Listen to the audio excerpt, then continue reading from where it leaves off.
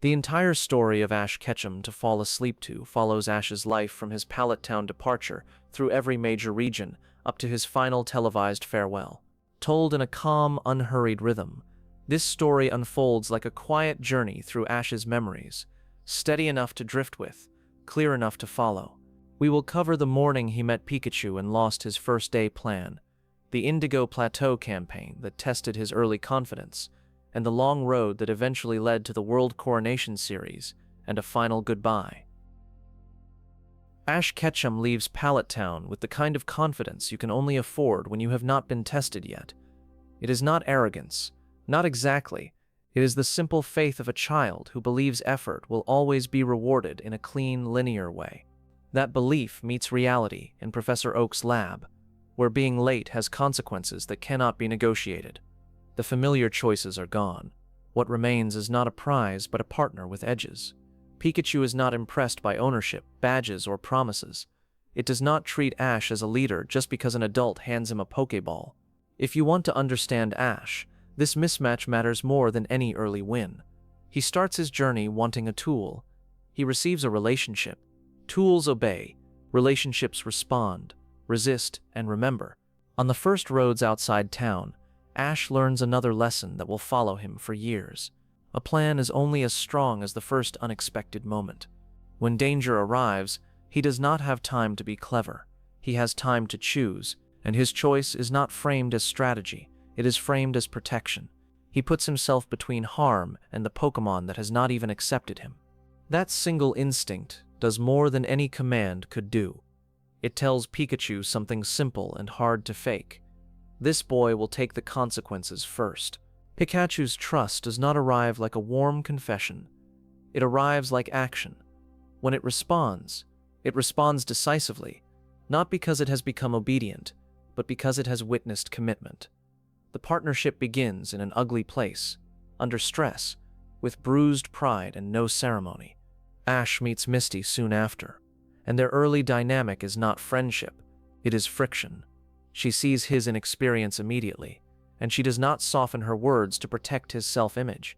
That too becomes part of Ash's education. Not everyone will encourage him. Some people will challenge him simply because they refuse to pretend.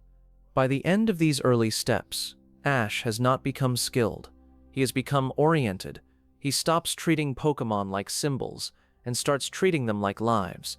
He stops assuming he is entitled to trust. He begins to understand that trust is earned in small, costly decisions, repeated until the other side believes you. That is the first shape of Ash's story. Not a victory, a standard. Ash's first days on the road are not defined by distance, but by repetition. Walking, stopping, walking again. A town that feels briefly safe, then the route that feels exposed. The world keeps offering the same question in new shapes. Do you treat what's beside you as a companion, or as a means to an end? The earliest captures, when they happen, are less about building a roster, and more about learning restraint. A wild Pokémon is not a collectible in the grass. It is a creature with its own momentum, its own fear, its own thresholds. Ash begins with the simple impulse to prove he can do it at all, to prove he belongs on the path he chose. Then he learns that proving something to yourself can become its own kind of noise, loud enough to drown out the needs of the partner walking at your heel. Pikachu stays temperamental. Sometimes it is openly defiant, sometimes it is simply uninterested. Ash tests boundaries the way most beginners do, pushing too hard, correcting too quickly, reaching for control when what he actually needs is clarity. Over time, the friction becomes informative. Pikachu's refusals are not random. They are feedback. Ash starts to notice patterns, to understand what irritates Pikachu and what calms it, what makes it feel cornered and what makes it feel respected. Misty remains nearby in those early stretches, not as a gentle guide, but as a constant reminder that Ash is not the only person in the world with a goal. Her presence is useful precisely because it is imperfect. She argues, she complains, she keeps her own standards. She also keeps moving forward, which forces Ash to keep pace with someone who will not adjust herself to protect his pride. When Ash reaches Pewter City, the atmosphere changes. A gym is a formal place with rules and a reputation. a kind of stage where a child's dream gets measured against something older and heavier. Brock is not a villain, and he is not a distant icon either. He is a young man who carries responsibility, like a daily chore, and it shows in the way he stands and speaks. Ash approaches him like many beginners approach a test, eager, underprepared, convinced that desire will fill in the gaps. The battle is a correction, not a cruel one, but a clean one. Ash's approach at that point is simple. He expects momentum to count as a plan. Brock's style exposes that simplicity. Rock is not just a type matchup. It is a lesson about structure, about patience, about the uncomfortable truth that effort does not automatically translate into effectiveness. Ash's first reaction is frustration, because frustration is often what you feel when your self-image meets a limit. But this is where the biography of Ash begins to separate from the story of a boy collecting tokens. He does not leave. He does not decide the system is unfair and walk away. He stays in the discomfort long enough to absorb the point. There is also something else happening beneath the surface, something less visible than the battle itself. Ash is learning what it means to accept help without feeling diminished by it. Guidance is everywhere in these early days, but it rarely arrives in the form he expects. Sometimes it comes from Misty's blunt criticism. Sometimes it comes from Brock's steadiness. Sometimes it comes from Pikachu's refusal to pretend. Brock's life, quietly, is full of weight. The gym is not just a workplace. It is an extension of obligation. Ash notices, even if he cannot name it with adult language yet. He sees that Brock is not simply strong, but anchored. Strength in that context is not about dominance. It is about holding your ground when you have people depending on you. And this is how Brock begins to matter to Ash. Not as a badge giver, but as a model of a different kind of maturity. Ash's world has been fueled by wanting. Brock's world is shaped by duty. When those two worlds touch, Ash's dream becomes more serious, not because someone lectures him, but because he witnesses a life built around care. So Ash leaves Pewter City with more than a badge. He leaves with a broader definition of what a trainer can be. Not a child playing at greatness, but a person learning how to be reliable. On the road again, the trio takes on a new rhythm. 3 people moving together, not fully aligned but no longer isolated. They argue, they negotiate, they drift into silence and back again. This is where the journey becomes more than a sequence of battles. It becomes a long experiment in companionship. Ash is stubborn. Misty is stubborn. Brock is steady enough to hold the space between them. Their enemies, at this stage, are less important than the pattern they introduce. Trouble appears, often absurd, often repetitive, and it forces Ash to rehearse the same decision in different costumes. Panic or patience, ego or responsibility, command or collaboration. The details change. The underlying test stays familiar. If there is a quiet milestone in this early stretch, it is not a badge or a capture. It is Ash starting to speak differently to Pikachu. Less as an owner, more as a partner. Less like a child insisting on being taken seriously, more like someone who has begun to understand that seriousness is demonstrated, not claimed.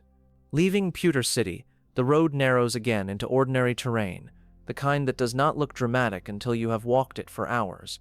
Ash's ambition is still there, still bright, but it is beginning to be tempered by repetition. The romance of beginning fades. What remains is discipline, whether he wants it or not. There is a particular kind of learning that only happens in transit. Not in a lab, not in a gym, but in the space between them, where you are hungry, tired, and forced to deal with small problems immediately. Ash starts to build a routine around care, checking on Pikachu's mood, watching the weather, listening more carefully when Brock points out something practical. Even when Ash argues, he begins to absorb. In those early Kanto routes, Ash also begins to meet the first kind of Pokémon that changes him without needing to win against him. The ones that are not impressive in a stadium sense, not rare or legendary, just present and alive in the brush and trees. He tries to catch because catching is what a new trainer imagines a journey is for. But the more important shift is how he treats what he has caught afterward. He learns that attention is a form of respect. A new Pokémon doesn't arrive with instructions.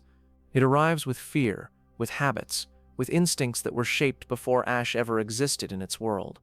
So he has to learn patience, the kind that is quiet, and repetitive and almost boring in the moment. Feeding, encouraging, waiting, not because it looks noble, but because it is the only way to build something that lasts. Pikachu watches all of it. Pikachu becomes, in a strange way, the standard Ash is measured against. If Ash tries to perform leadership, Pikachu ignores it. If Ash practices leadership, Pikachu responds. The difference is subtle, but it is there. Ash starts to understand that consistency matters more than intensity. Misty remains difficult, not as an antagonist, but as an honest irritation. She does not let Ash turn every moment into a personal legend. If he gets sentimental about his own struggle, she punctures it. If he gets too careless, she scolds him. She is often right, which is why she is so annoying to him. Brock, in contrast, rarely raises his voice. He watches, he intervenes when it matters, and his calm becomes a kind of gravity that keeps their little group from flying apart. And then there is the recurring nuisance of being noticed. Ash is a beginner, but he is not invisible. The moment he becomes even mildly interesting, trouble starts to appear around him, drawn to spectacle and easy opportunity. This is where Ash learns another foundational lesson. Conflict is not always meaningful, and you cannot build your identity around fighting people who are not really engaging with you in good faith. The pattern repeats often enough that it becomes part of the landscape. Someone tries to take what is not theirs. Someone tries to cheat the bond between trainer and Pokémon, treating it as a mechanical trick. Ash's responses are not always intelligent, but they are consistent. He refuses the idea that Pokémon are props. That refusal is not philosophical for him yet. It is emotional. He reacts the way someone reacts when a line has been crossed. As the days pass, Ash's dream begins to collide with a more uncomfortable truth about the world he's traveling through. Some people are training because they love the journey. Others are training because they want status. Others are training because they want control. Ash does not have language for these categories at first. He only senses them. He can feel the difference between a battle that teaches and a battle that is merely performed. This becomes important when the path takes him toward the next city, where the idea of a gym badge stops being a distant objective and becomes a near-term test. The closer he gets, the more his old instincts come back. He wants the badge. He wants the proof. He wants to move forward, but now he is traveling with two people who have seen him fail and recover, and with a partner in Pikachu who cannot be forced into readiness on Ash's timetable. So the question becomes quieter and sharper. Not whether Ash can win, but whether he can prepare without turning preparation into pressure, whether he can keep trust intact while he pursues progress. In the background of all this, a rivalry begins to take shape as an idea. Even when the rival is not physically present, Ash knows there are other kids out there who started earlier, who had smoother beginnings, who look more correct from the outside. He carries that comparison like a pebble in his shoe. Sometimes it motivates him. Sometimes it makes him reckless. He is learning, slowly. That comparison is a poor coach. It tells you to sprint when you should be building endurance. By the time Ash stands on the edge of his next major challenge, the most significant change is not his skill level. It is his orientation. He is no longer simply chasing the image of being a trainer. He is starting to practice the daily behavior of one, even when no one is watching, even when it is inconvenient, even when it costs him time. Kanto is where Ash's journey stops being a departure and becomes a method. The days begin to stack, the roads begin to rhyme, and the dream starts to look less like a single bright idea and more like a long, imperfect practice. A gym badge, in theory, is simple. You arrive, you battle, you earn proof, but Ash learns quickly that most things with a clean definition behave messily in real life. Gyms are not just buildings, they are personalities. Each one is a local philosophy about strength, with its own etiquette, its own expectations, and its own silent rules about what kind of trainer deserves to move forward. Ash walks into these places carrying the same core traits he left Pallet Town with: curiosity, stubbornness, and a refusal to stay down. The difference now is that he is not alone, and he is not starting from zero. Pikachu is not a reluctant passenger anymore. Pikachu is the partner who tests Ash's steadiness every day and rewards it when it appears. Along the badge road, Ash's team begins to take shape less like a curated collection and more like a group of individuals with mismatched temperaments. Some are eager, some are fragile, Some are stubborn in their own way. Ash learns, often the hard way, that training is not one universal process. What motivates one Pokémon will stress another. What seems like encouragement to Ash can feel like pressure to a partner who reads the world differently. The rhythm of travel also introduces a different kind of education. Brock becomes the quiet anchor, the person who thinks about food, shelter, and practical details that make a journey possible. Misty becomes the constant friction that keeps Ash honest, the person who will point out when he's romanticizing his own struggle or ignoring the needs of others. It is not a perfect trio. It is functional precisely because it is not sentimental all the time. In Kanto, Ash begins to encounter trainers who serve as mirrors. Not all of them are rivals in a dramatic sense. Some are simply competent, and their competence makes Ash feel the gap. Others are obsessed with image, and their obsession forces Ash to define what he actually values. Every time Ash meets someone who treats Pokémon like trophies, he reacts with the same instinctive rejection. It is one of his most consistent traits, and it becomes a quiet compass. Even when he is wrong about tactics, he is rarely confused about what kind of relationship he wants with his team. There is also the recurring reality that progress is not linear. Ash will have stretches where everything seems to click, followed by days where the same old mistakes return. He can be careless with preparation. He can underestimate opponents. He can mistake confidence for readiness. Kanto teaches him a kind of humility that isn't about self-punishment. It is about seeing the world clearly enough to adjust. One of the most important shifts in this phase is that Ash begins to understand battle as communication rather than domination. A good battle is not simply force applied until something yields. It is information, timing, trust, a quick glance between trainer and Pokémon that says, without words, I know what you can do, and I will not ask for something you cannot give. That idea matters because Kanto is also where Ash meets loss, in a form that doesn't vanish after the credits. Not just the sting of a single defeat, but the longer ache of goodbyes and separations that come with growth. Some bonds cannot be carried forward in the same way forever. Sometimes care means letting a partner follow its own path, even when it hurts your sense of continuity. Ash does not always handle these moments with adult grace. He is still young, but he begins to handle them with sincerity, and sincerity is the beginning of maturity. As the badge count grows, the Indigo Plateau changes shape in Ash's mind. At first it is a destination, like a mountain you point at from far away. Later it becomes something heavier, a question about whether his journey has been real, whether the work has been meaningful, whether he has earned the right to stand among trainers who look more polished than he does. By the time Ash approaches the league season, he is carrying a collection of lessons that are not visible in a highlight reel. How to stay calm when a plan collapses. How to listen to a partner instead of pushing. How to accept help without feeling diminished. How to recover from embarrassment without turning bitter. These are not flashy achievements. They are the internal scaffolding that makes any later success possible.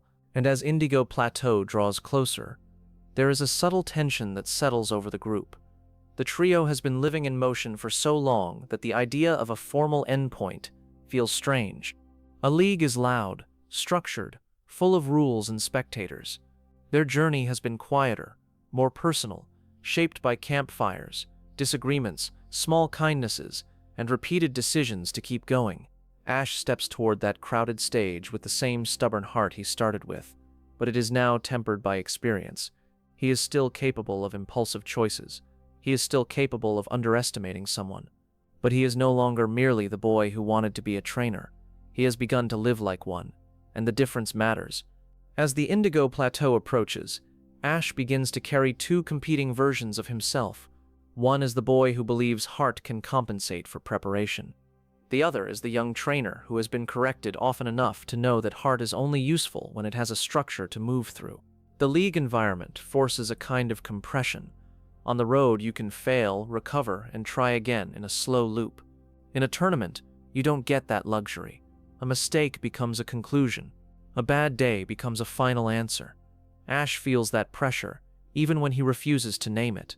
What matters most in this phase is that the league does not simply test his battle skill, it tests his relationship with control.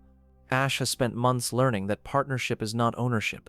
In a league setting, that lesson becomes sharper. because the temptation to grasp at control is stronger than ever. He wants things to go right. He wants his team to behave like a machine, clean and predictable. But his team is not a machine. It is a group of individuals, each with its own pride and fatigue and instincts. This is where one of Ash's most persistent flaws becomes visible in a way that can't be softened by good intentions. He sometimes treats a problem as if intensity will solve it. If he wants something badly enough, he assumes the world will bend. He is not malicious, he is simply young, and youth often confuses desire with authority. At the League, that confusion catches up to him. There is a particular kind of disappointment that hits harder than a clean loss. It's the disappointment of watching something fail because it was never truly aligned to begin with. Not because the opponent was stronger, not because fate was cruel, but because the relationship itself had unresolved tension. Ash's bond with his more temperamental power on the team becomes the clearest example. He has strength available to him, but strength that does not automatically respect him. He can call for it, he cannot always command it, and when that gap shows up under stadium lights, it feels personal in a way that ordinary defeat does not. Ash is forced to confront an uncomfortable truth. You cannot treat a partner's personality as an inconvenience you will deal with later. Later always arrives. It arrives exactly when you wish it wouldn't. What follows is not just embarrassment, it is a lesson in responsibility. The problem is not that a Pokémon has a will of its own. The problem is that Ash accepted that will only when it was convenient, and asked for obedience when it was not. The League exposes that contradiction with brutal clarity. At the same time, the League also offers Ash something rarer than victory. It offers him perspective. He sees trainers who are polished, disciplined, and emotionally distant. He sees trainers who are kind and competent. He sees trainers who are theatrical, and he begins to understand that being strong is not a single personality type. Strength has many faces, and not all of them are admirable. He also meets an opponent who functions as a quiet mirror, someone close enough to Ash in temperament and style to make the matchup feel like self-confrontation rather than rivalry. It is the kind of encounter that strips away excuses. When the person across from you feels like a variation of you, you can't blame the loss on unfamiliarity.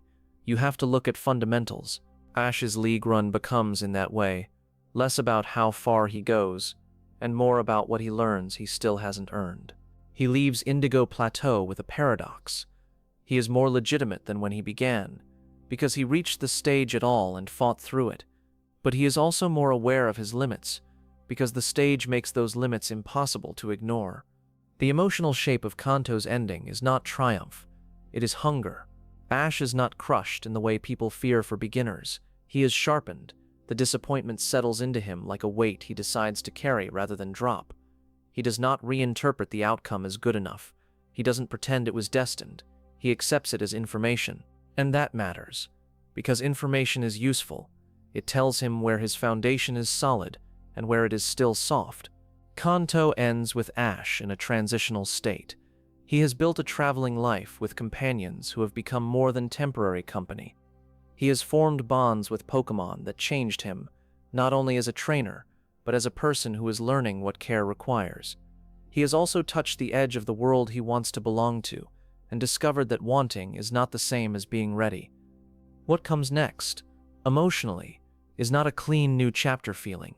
It is the aftertaste of a long effort, a tiredness that can either become bitterness or become fuel. Ash chooses fuel, not because he is enlightened, but because he is stubborn in the only way that truly helps. He turns away from the plateau without abandoning the dream. He simply stops pretending the dream will be granted for free. And somewhere in that choice, his journey shifts again. The road becomes less about proving he is special and more about becoming dependable, the kind of person a partner can trust even when the stakes are uncomfortable. After the Indigo Plateau, the silence hits first. Not literal silence, because the world around Ash is still full of noise. But the particular noise of the League is gone. No brackets, no announcers, no tight schedule that tells you what you are worth on a given afternoon.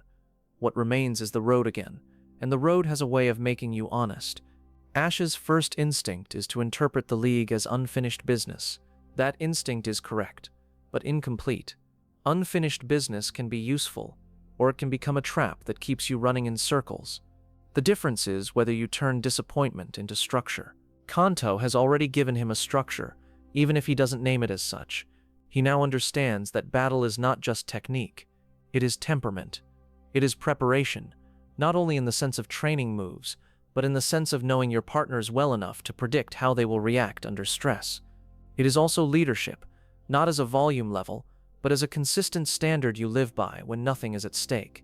This is where Ash becomes quietly more serious, not in the way that makes him colder, in the way that makes him less theatrical about himself, less likely to talk as if belief alone is a strategy, more likely to show up and do the work without demanding that the world reward him for it. Brock and Misty remain around him, and their presence matters in a way that is easy to underestimate. After the league, Ash could easily isolate himself inside his own frustration, turning every setback into a private myth about unfairness. Misty doesn't allow that. Brock doesn't allow it either, but he does it differently. Misty challenges. Brock stabilizes. Between them, Ash is kept in contact with reality. Pikachu, too, becomes a kind of baseline. If Ash starts spiraling into self-pity, Pikachu doesn't comfort him with words. Pikachu simply stays close, attentive in its own way, a daily reminder that partnership is not a performance, it is maintenance. Then something subtle happens in the aftermath. Ash's team stops feeling like a set of battle options, and starts feeling like a set of relationships with histories. He has already been forced to accept that not every bond remains the same forever. Some bonds are temporary by nature. Some evolve into something that looks less like ownership and more like guardianship. That awareness doesn't make goodbyes painless, it makes them less confusing. And this is where Kanto's badge road shows its real value. It wasn't a straight climb, it was a long exposure to variety. Different gyms, different opponents, different kinds of pressure.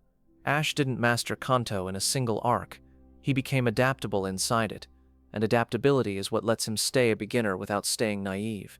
In practical terms, the post-league period forces Ash into a question he cannot answer with enthusiasm alone. Does he return home and recover, letting the experience settle, or does he keep moving, risking fatigue and repetition? This is where many young competitors burn out, not because they lack talent, but because they don't know how to pace themselves emotionally. Ash's solution is simple and very Ash. He keeps moving, not because it is the most efficient path, because motion is how he stays honest. When he stops, the dream becomes abstract again, and abstraction is where excuses grow. On the road, there are fewer excuses. There is only what you did today. As travel continues, Kanto begins to feel both familiar and finished. Familiar because the routes and towns have a known texture now. Finished because Ash has already taken the region as far as it can take him in its current form. If he stays only to repeat the badge road, the journey risks becoming a loop that produces comfort rather than growth. This is where the detour begins to make sense, not as a consolation prize, and not as a side quest for the sake of novelty, more like an extension of training that doesn't pretend to be the same test again. A different set of challenges, less standardized, with more emphasis on improvisation and local rules that vary from place to place. The important thing is that the detour fits Ash's temperament. He learns best when the environment forces him to adapt, when he cannot rely on a script, when the only way forward is to pay attention. So the Kanto phase ends not with a triumphant return or a neat conclusion, but with a decision that reveals who Ash is becoming. He does not treat disappointment as a reason to shrink his world. He treats it as a reason to widen it, to stay in motion long enough for the lesson to become permanent. Ash leaves the plateau behind, not forgetting it, not rewriting it into something prettier, and not trying to outrun the memory. He carries it the way you carry a bruise that teaches you where you're vulnerable. It's tender when touched. It's also instructive. And as the route ahead begins to feel less like a familiar circuit and more like open water, Ash's goal becomes quieter and more durable. Not prove you belong in one dramatic moment, but become the kind of trainer who belongs through repeated, unglamorous choices. In the days that follow, Ash's confidence returns in a different shape. Before, confidence was loud. It needed to be seen, proved, announced. After Indigo Plateau, it becomes quieter, and therefore more usable. He still wants to be the best, but the desire is no longer the only thing he brings to the table. He begins to bring repetition. He begins to bring attention. He begins to bring a little more patience than he naturally prefers. The trio's conversations change as well. They still argue, but the arguments lose some of their theatrical heat. Misty's criticisms land differently now, because Ash has already been humbled in public. He can no longer defend himself with pure bravado, and he starts to defend himself with specifics instead. What he tried, what he learned, what he would do differently. Brock listens the way he always does, not as a judge, but as someone who has lived long enough with responsibility to recognize the difference between a boy making excuses and a boy making plans. Ash's training, too, becomes less like a performance and more like maintenance. Not constant dramatic drills, but small, steady work. He watches his team more carefully.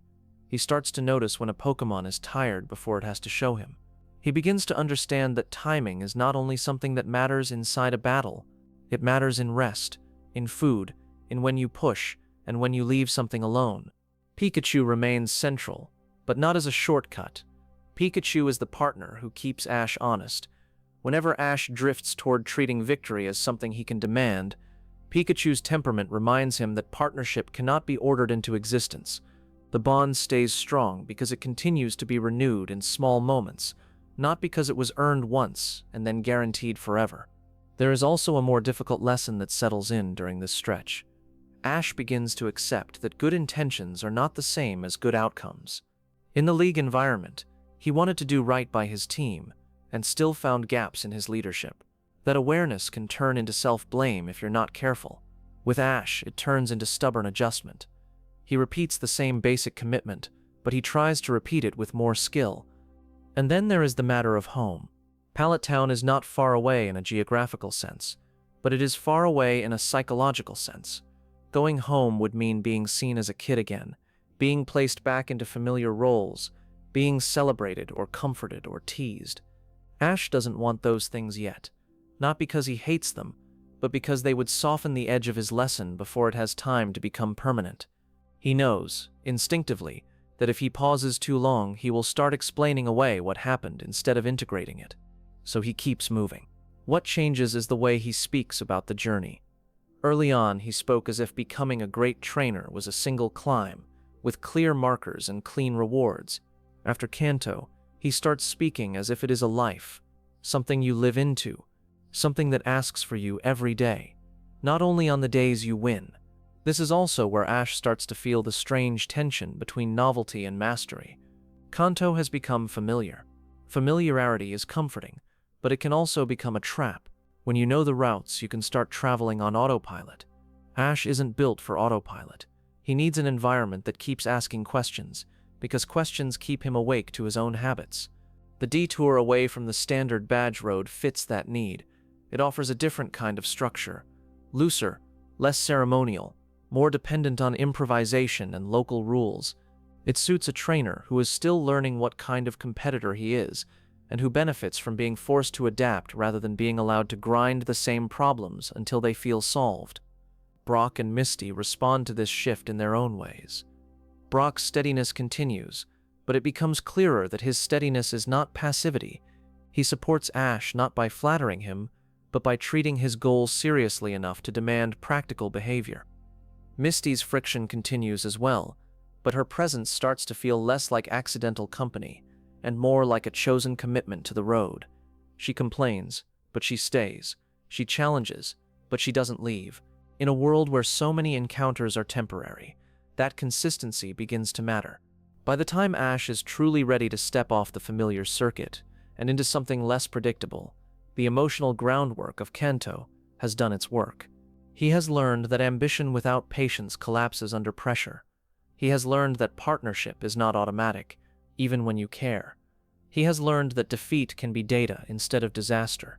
And he has learned that he is not built to sit with a lesson from a distance. He has to walk with it until it becomes part of him. So the Kanto Badge Road ends the way many formative periods end in real life. Not with a neat conclusion, but with a quiet departure. The same kid, in many visible ways, and a noticeably different one underneath. A little less eager to announce who he is, a little more willing to let his choices do the talking. There is a particular kind of maturity that forms when you keep traveling after you have been disappointed. Not the maturity of someone who has figured it out, but the maturity of someone who has stopped expecting the world to arrange itself around his expectations. Ash begins to behave more like a person in training, and less like a person auditioning for a role. One of the quiet shifts is how he relates to other trainers on the road. Earlier, he met people as obstacles, as comparisons, as interruptions. After the league, he starts noticing the texture of them. The careful ones, the impatient ones, the ones who battle with cruelty disguised as seriousness, the ones who battle with kindness that is still firm.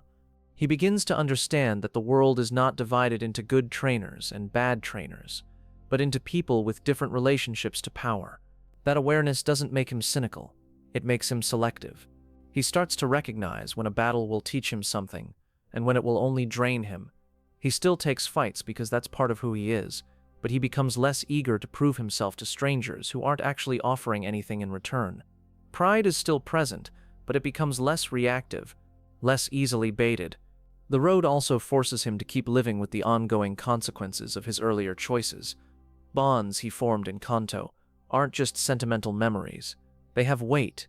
They changed what Ash now considers acceptable behavior from himself. He becomes harder on himself in small ways, not with punishment, but with standards. When Pikachu is tired, Ash learns to stop insisting and start adjusting. When Misty is angry, he learns that sometimes the correct response is not defense, but listening. When Brock offers practical advice, Ash begins to take it seriously rather than treating it as background noise. These are unglamorous improvements, the kind that never become a dramatic moment, but that slowly change who a person is. There is also the constant, recurring nuisance of opportunistic conflict. People who treat Pokémon like property to be taken, traded, or manipulated. The pattern appears often enough that it starts to feel like weather. Ash learns to respond without turning every incident into a personal crusade. He intervenes, he protects, he pushes back, but he doesn't let those encounters define the journey. That is a more adult skill than it sounds. Some people build their identity around being in conflict. Ash begins, gradually, to build his identity around what he is for, rather than what he is against. At some point, the badge road stops being the main point of reference in conversation. Not because badges no longer matter, but because Ash has already learned what badges can and cannot give him. A badge is proof that you were able to meet a particular test on a particular day. It is not proof that you are finished. Kanto taught him that a resume can look impressive while your foundation still has weak spots. So he keeps working on the foundation. If you look at Ash from a distance during this phase, he can still seem like the same kid. He's energetic, he talks about his dreams, he gets carried away. But in closer moments, you can hear the difference. He begins to describe setbacks with less storytelling and more clarity. He begins to talk about what he needs to improve, not only what he hopes will happen. He begins to accept that growth is slow and uneven, and that this does not make it less real. Misty and Brock, too, begin to feel less like temporary companions and more like witnesses. People who have seen Ash when he is brave, and when he is petty, when he is thoughtful, and when he is reckless. Being witnessed like that changes a person. It makes self-deception harder. It makes excuses less satisfying. Even the humor in their group shifts. It becomes less performative and more familiar. The kind of teasing that only works when everyone trusts the bond underneath. They are still children in many respects, but they are no longer strangers pretending to be a team. Then gradually, the landscape itself begins to signal a change. Kanto's roads have a known feel now. The towns begin to resemble each other in Ash's memory, not because they are identical, but because the rhythm is familiar. Routes, encounters, resting places, another gym, another lesson. Familiarity can be comforting. It can also flatten curiosity. Ash is not built for flattening.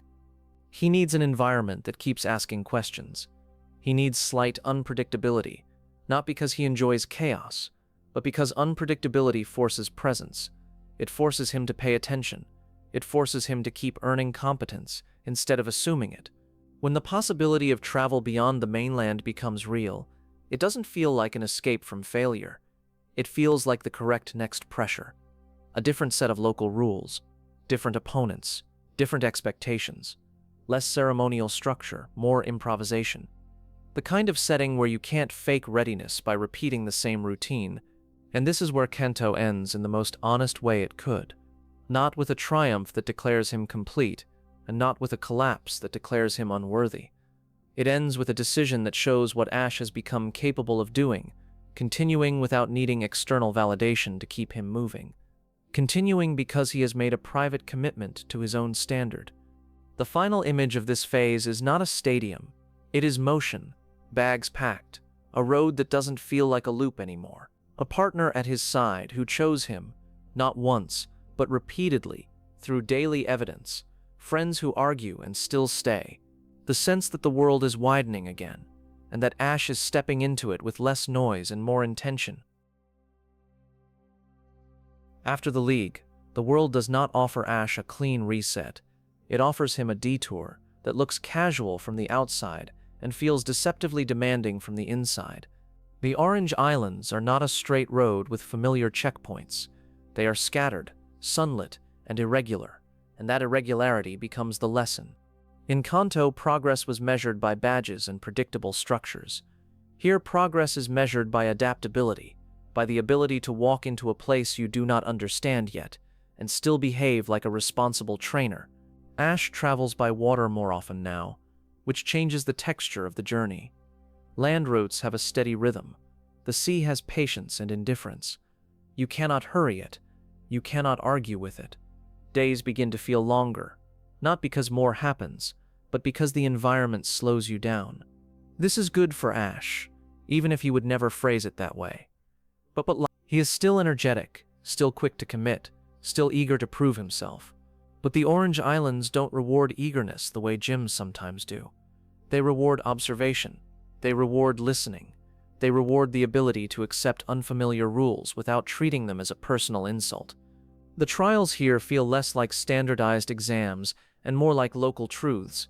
Each challenge carries the personality of the place, and that forces Ash to learn a new kind of respect. Not the respect of fear, but the respect of context. If you refuse context, you end up fighting the environment instead of the opponent, and you lose energy before the battle even begins. At the same time, Ash's relationships continue to mature in quiet ways. Traveling with Misty and Brock has already turned into a kind of moving household, with routines built from necessity. In the Orange Islands, those routines become more important because the journey depends on practical cooperation. Food, shelter, transportation, timing. Brock's steadiness becomes less of a personality trait and more of an infrastructure. Misty's sharpness becomes a kind of early warning system. Pikachu remains the emotional center, the partner who doesn't flatter Ash and doesn't allow him to drift into arrogance for long. One of the most meaningful shifts in this period is how Ash begins to handle strength within his own team. In Kanto, strength sometimes looked like a shortcut. A powerful Pokémon could be treated like a solution you summon when you feel cornered. But shortcuts have a hidden cost. They postpone leadership. They postpone understanding. In the Orange Islands, Ash is pushed into situations where raw power is not always the correct answer, and that forces him to build a different skill, choosing the right tool and the right approach, even when it feels less dramatic. This is also where Ash's older bonds are tested in a more personal way. There is a difference between a Pokémon being strong and a Pokémon being aligned with you. Alignment is not obedience. It is trust plus understanding plus repetition. If any of those pieces is missing, strength becomes unpredictable. Ash begins to notice that unpredictability is rarely random. It has roots. It comes from earlier choices, earlier misunderstandings, earlier moments when he demanded performance instead of building clarity. So he begins doing the unglamorous work of relationship maintenance. Not speeches, not grand gestures, the daily discipline of paying attention, apologizing when necessary, and proving consistency through action. The Orange Islands also offer Ash a different kind of opponent. Not merely someone with a type advantage or a sharper strategy, but someone who feels grounded in a life outside battle. Island leaders often carry the sense that they belong where they are, and they aren't interested in being impressed. That changes the tone of competition. Ash can't rely on theatrics. He has to show competence, and competence is quiet. As he accumulates wins in this setting, they feel different from badges. They feel less like stamps on a passport, and more like evidence that he can function in unfamiliar territory. The victories don't inflate him as much, they settle into him, becoming part of a broader identity. He is learning to be a trainer who can travel anywhere and still remain himself. There is also a gentler emotional theme running underneath the island arc, one that becomes clearer when you slow down and look at it closely. The Orange Islands give Ash room to be a kid without turning his goal into a performance. There is more sunlight, more ordinary conversations, more small joys that aren't tied to winning. That matters, because relentless striving can hollow someone out. Ash doesn't need to be hollow to be determined. He needs to be whole. Over time, the detour stops feeling like a diversion and starts feeling like a necessary bridge. It connects the boy who left Pallet Town to the young trainer who will eventually learn to carry pressure without becoming reckless. It gives him a way to keep moving without repeating the same tests. It also gives him a new definition of legitimacy. Not "I made it far once," but "I can keep learning in places where the rules aren't built for me." As Ash gets closer to the Orange League's central test, there's a subtle change in the way he holds himself. He becomes less concerned with what his journey looks like from the outside. He becomes more concerned with whether he's actually improving. That is the kind of shift you can't fake. It only happens when you've been disappointed and kept going long enough for pride to lose its grip. And when the final set of island challenges begins to gather into something that resembles a culminating confrontation, Ash approaches it with a steadier kind of readiness. Not certainty, readiness. He is still capable of mistakes. He is still quick to rush forward. But he has begun to carry himself like someone who understands that the road is not a backdrop. It is the work. He moves toward the heart of the Orange Islands with that quiet seriousness, the kind that doesn't need to announce itself, and the kind that can be tested without collapsing. The Orange Islands also change Ash's group in a way that matters more than most people expect. On the surface, it looks like a simple shift in travel companions. Underneath, it changes the emotional temperature of the journey. Brock's steadiness has been a kind of scaffolding, the practical backbone that kept their days from collapsing into improvisation. When that scaffolding is removed, even temporarily, Ash is forced to supply more of the structure himself. It is a quiet test, not the kind you win in a single battle, but the kind you pass by not letting small problems become disasters. In that gap, a different kind of companion enters the rhythm, someone who pays attention in a way Ash rarely does. Not with judgment, not with constant corrections, but with observation. The presence of an observer changes how a person behaves. Ash begins to notice his own habits more clearly, because someone else is noticing them too. Not to criticize, but to remember.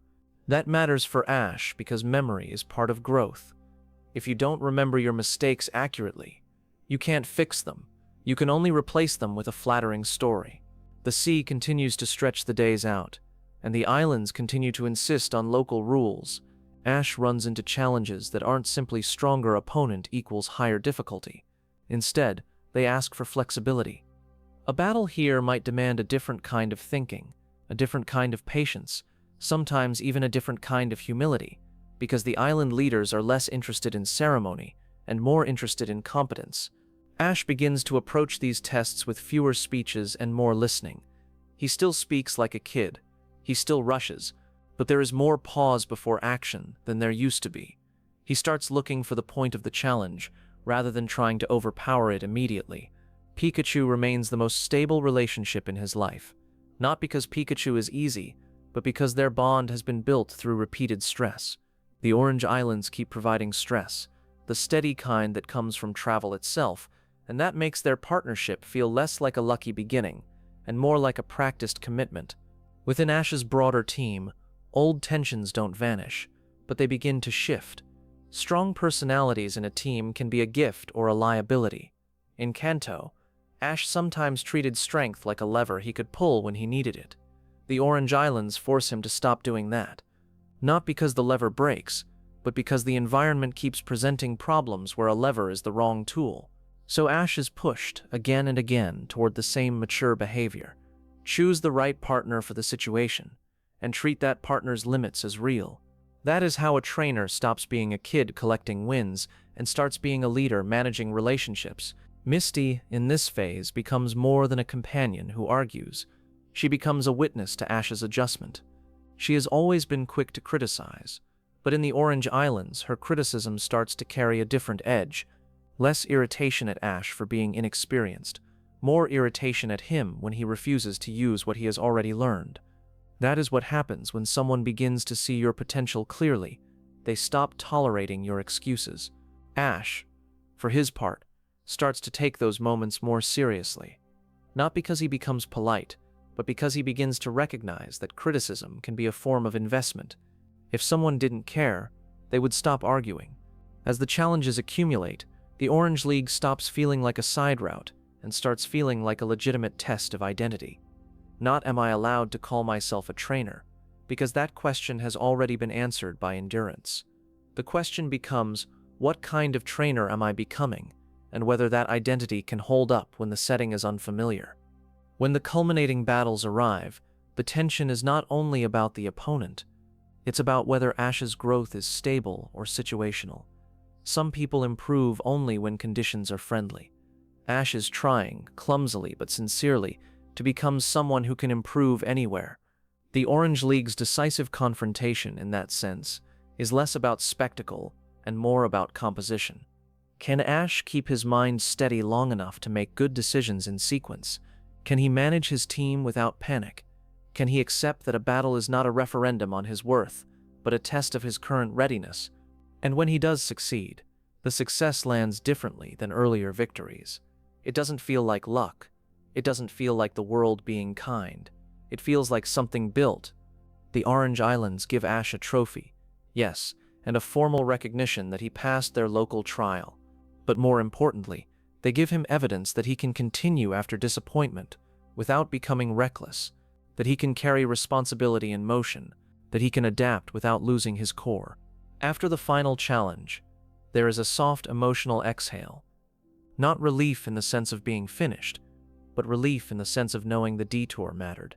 The sunlight and the water and the scattered islands were not a distraction from his story. They were a pressure that shaped it. And then the journey turns back toward the familiar. Not because Ash is done exploring, but because returning home is its own kind of test. Home has a way of freezing you in the version of yourself that left. It tries to fit you into old expectations, old jokes, old roles. Ash is no longer the same boy who ran late to a lab. If he returns carrying new experience, he has to decide what to do with it. He doesn't have a clean answer yet. He just has momentum and a small, durable confidence that doesn't need to be announced. So the Orange Islands phase closes with Ash moving toward the edge of the next decision, carrying a win that feels earned, and a restlessness that is still alive in him, waiting for a new region to give it shape. Young Toe does not announce itself as a fresh beginning. It feels like continuation, and that is precisely why it matters. After the warmth and looseness of the Orange Islands, Yoto introduces length. The distances feel longer. The routes feel quieter. Progress is less dramatic and more cumulative. This is the part of a journey where novelty wears off and endurance becomes the defining trait. Ash enters Yoto with experience behind him and ambitions still intact, but the combination creates friction. He is no longer a beginner who can excuse every mistake with ignorance, and he is not yet polished enough to avoid repeating them.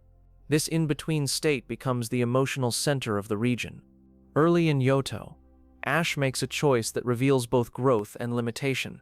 He commits to starting fresh with many of his Pokémon, not as a rejection of the past, but as an experiment in trust. He wants to prove that his skill, not just his history, can build a team. It is an honest impulse. It is also risky. Starting over sounds clean. Living through it is slow. Yalto asks Ash to relearn patience at a deeper level. New partners arrive with no shared language, no shared victories to lean on. Ash has to build rapport without nostalgia doing the work for him. The routines return. Observation, correction, waiting, the unglamorous labor of alignment. Misty and Brock are still with him, and by now their roles are fully integrated. Brock's calm has become a constant background signal, a reminder that someone in the group is always thinking 3 steps ahead about survival. Misty's sharpness has softened in one direction and sharpened in another. She is less reactive to Ash's impulsiveness, but more direct when she senses complacency. She knows him well enough now to tell the difference between growth and stagnation. Yoto also introduces a different rhythm of rivalry, not the theatrical, ever-present pressure of comparison, but the slow, recurring presence of someone who grows alongside you. This kind of rival is harder to deal with, because they don't disappear after a loss. They return improved, forcing you to confront your own plateaus. Ash reacts to this pressure in familiar ways. He pushes when he should prepare. He charges when he should observe. But he also begins to do something new. He reflects. Not deeply, not with adult language, but enough to adjust, enough to try again differently. The gyms in Yoto reflect the region's tone. They are less about spectacle and more about persistence. The challenges don't reward impulsive brilliance. They reward steadiness, attention, and respect for local traditions. Ash has to slow down, whether he likes it or not. This is also where Ash starts to feel the weight of time. The journey has lasted longer than his original imagination ever accounted for. Days blur, towns blend together in memory. Growth stops feeling like a series of milestones and starts feeling like a long, uneven climb. This is the phase where many people quit, not because they can't go on, but because the idea of on has lost its shine. Ash does not quit, but he does struggle. He becomes more visibly frustrated by setbacks, not because they hurt more, but because he understands them better. Ignorance cushions disappointment. Awareness sharpens it. Ash knows now when he should have done better, and that knowledge stings. Yet Yoto also gives him something essential. It teaches him that stagnation and progress can coexist. You can feel stuck and still be moving. You can repeat mistakes and still be learning. Growth is not always obvious from the inside. Brock and Misty witness this phase without trying to rescue him from it. They have learned that Ash does not benefit from being protected from discomfort. He benefits from being allowed to wrestle with it while knowing he is not alone. As Yoto unfolds, Ash's ambition settles into a quieter form. He still wants to be great. He still wants to win, but he becomes more invested in being consistent, showing up prepared, treating partners with care, accepting that some days will feel like regression even when they aren't. By the time Yoto's badge road stretches fully ahead of him, Ash is no longer chasing momentum. He is practicing endurance. Yoto's days teach Ash a difficult kind of patience, the kind that doesn't feel like wisdom while you're learning it.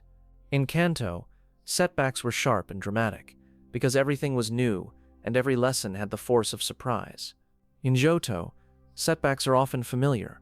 Ash recognizes the shape of his own mistakes, and that familiarity makes them harder to tolerate. It's one thing to fail because you didn't know. It's another to fail because you did know and still acted too quickly. This is where the badge road becomes less about collecting proof and more about managing temperament. Ash is still a person who runs hot. He gets excited. He gets irritated. He commits before he has all the information.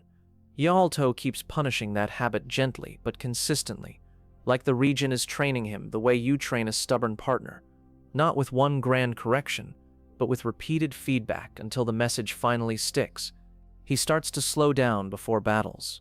Not always, not perfectly, but enough that Brock notices it, enough that Misty doesn't have to interrupt him as often. Ash begins asking questions that he used to skip, because questions felt like hesitation. He begins to accept that hesitation can be intelligence when it is used well. The new Pokémon he meets in Yoto add a different kind of texture to his team. They don't exist to be strong additions. They exist to complicate the way he leads. Some require gentleness more than intensity. Some require confidence but not pressure. Some require time in the background before they are ready to stand in front. Ash has to learn to tolerate that. He has to learn that a partner's pace is not an insult. This becomes especially important when he encounters Pokémon that carry their own pride that doesn't automatically align with his timeline. Ash is used to trying harder when something resists him. In Johto, trying harder sometimes makes the resistance worse. He is forced into the subtle craft of giving space without withdrawing care, staying present without crowding. There is also the emotional weight of recurring rivalry, the kind that returns periodically to measure you. A rival who grows alongside you does not allow you to build a comforting narrative about your own progress. If you meet them again and they've improved, you can't tell yourself you're fine. You have to confront the truth that your growth is not guaranteed. It has to be earned again and again through attention, Ash responds to this in the most honest way he knows. He gets competitive, sometimes to a fault. He wants to win too badly, and wanting too badly makes him predictable. But over time, he begins to learn how to use that competitiveness as fuel, instead of letting it become panic. He begins to understand that rivalry is not only pressure, it is information. It shows you where you are flat, where you are repeating yourself, where you are relying on old habits because they feel comfortable. Yoito also begins to strain the group in quieter ways. Not through betrayal, but through fatigue, through the sameness of travel, through the small irritations that pile up when you spend enough time with the same people. Misty becomes sharper on days when she's tired. Brock becomes quieter on days when he's thinking about home and responsibility. Ash becomes more impulsive when he senses boredom creeping in, as if he can outrun monotony by charging into the next challenge. This is the part of the story where companionship becomes a discipline too, not only caring when it's easy, but staying decent to each other when everyone is worn down. The trio starts to learn how to repair small conflicts quickly, because the road doesn't give you the luxury of long grudges. You have to wake up and keep walking. You have to share a meal. You have to make decisions together, even when you're annoyed. Ash's maturity shows up most in those small repairs. The moments when he apologizes without making it a performance. The moments when he chooses to listen instead of argue. The moments when he admits he's frustrated without turning that frustration into someone else's fault. He does not become serene. He becomes workable. As badges accumulate, Ash's relationship to the idea of a league begins to change again. In Kanto, the league was a destination. In Yoto, the league starts to feel like a mirror. It will not simply test his team. It will test whether his growth has been real or merely episodic, whether he has learned patterns or only collected experiences. That pressure doesn't crush him, but it does make him restless. He starts to sense that what he really wants is not just to compete, but to compete with a self he can respect. That is a more complicated desire than I want to win, because it requires standards. Standards require consistency. Consistency requires doing the boring work even when no one is watching. Johto, with its long middle miles, forces that boring work on him. It makes Ash live with his own habits long enough to see them clearly. It makes him repeat the same lessons until he no longer feels special for learning them, until they become part of his operating system. It makes him practice patience not as a moral virtue, but as a survival skill for anyone who wants to last. And by the time the journey begins to hint at larger conclusions ahead, Ash has become sturdier in a way that doesn't sparkle. He is harder to knock off course. He is more capable of adapting without losing his center. Yato doesn't give him a clean, heroic arc. It gives him something more useful. It gives him durability. Hoenn begins with a subtle reset, not because Ash forgets who he is, but because the region refuses to care about his history. A new place does that to you. It strips away the comfort of familiarity. The routes don't match your memory. The common Pokémon don't behave like the ones you trained against. The local strategies have their own rhythm. If you try to import your old confidence unchanged, the region corrects you. Ash arrives with years of experience, and that experience is both asset and burden. It helps him recognize patterns quickly, but it also tempts him into shortcuts. He can assume he knows what's coming. Hoenn is where he learns, again, that assumptions are a quiet form of laziness. This phase of his life also changes the shape of companionship. The people around him are different, and that matters because different companions pull different qualities out of you. With new traveling partners, Ash is forced to reintroduce himself, not as a legend, but as a person. The role he played in an older trio does not automatically transfer. He has to negotiate new group dynamics, new routines, and new kinds of conflict. In Hoenn, Ash's growth becomes more visible, partly because the region gives him room to practice leadership in a less crowded emotional environment. The old arguments and old patterns aren't there by default. He has to choose what kind of traveler he wants to be. His team in Hoenn also becomes a statement. Not a statement of power, but a statement of process. Ash begins to work with Pokémon that require long, uneven development. Partners whose potential is not immediately obvious, and whose progress is filled with awkward phases. That is important because it forces Ash to become a trainer who can nurture rather than merely deploy. He becomes more attentive to timing, more patient with slow growth, more willing to let a Pokémon be imperfect for a while without treating that imperfection as failure. Hoenn's Gym Road rewards that approach. The battles ask for adaptation, not just raw confidence. Ash begins to think more carefully about matchups and strategy, but more importantly, he begins to think more carefully about emotional readiness.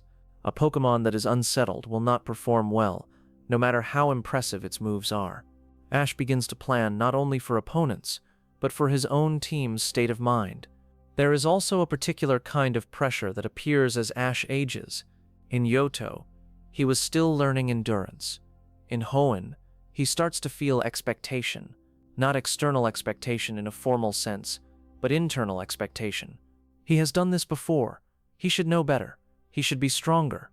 That should can be useful, but it can also turn into impatience, and impatience is one of Ash's oldest weaknesses.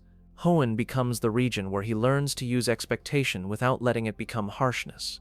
He begins to notice when he is pushing a partner for his own ego rather than for their growth.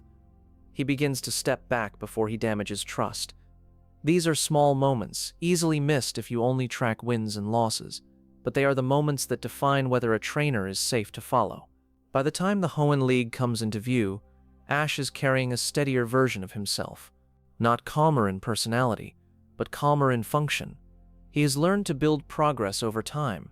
He has learned that training is not an emergency.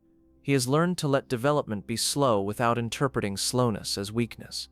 And when the League finally arrives, it tests whether that patience is real. A League amplifies stress. It brings back the old temptation to grasp at control. But Ash has lived long enough now to recognize that panic is expensive. He may still feel it, but he becomes less likely to let it drive decisions. After Hoenn mode, something important happens. Ash encounters a different kind of challenge that doesn't fit neatly into the badge and league structure. The Battle Frontier is not a single tournament. It is a series of trials that each demand specialized thinking, different rules, and mental flexibility. It attracts trainers who are often less interested in prestige and more interested in mastery. That appeals to Ash at this stage of his life. The Frontier asks a direct question. Can you adapt when the environment changes the rules? Can you keep your partnership intact when the test is unfamiliar? Can you maintain composure when novelty removes your script? Ash's decision to pursue those challenges signals a deeper shift in identity. He is no longer chasing the next obvious milestone, simply because it is there. He is choosing difficulty that will shape him. Hoenn, and then the Battle Frontier, turn Ash's journey into something closer to apprenticeship. Less about being celebrated, more about becoming capable, and that is the kind of growth that lasts. Hoenn also teaches Ash how to travel alongside someone whose dream is parallel, not identical. A companion pursuing a different path forces a different kind of respect. You can't turn every day into your own training montage, because someone else's progress is happening in the same hours, on the same roads. Ash learns to share the spotlight, without treating it as a loss. At first he does it clumsily, because he has never been naturally good at patience when he is excited.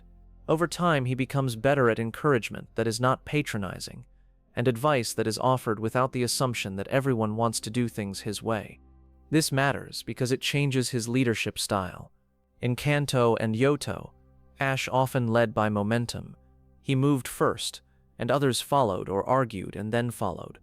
In Hoenn, he begins to lead more by steadiness, not perfect steadiness, but enough that the group can rely on him to keep moving, even when someone else is discouraged.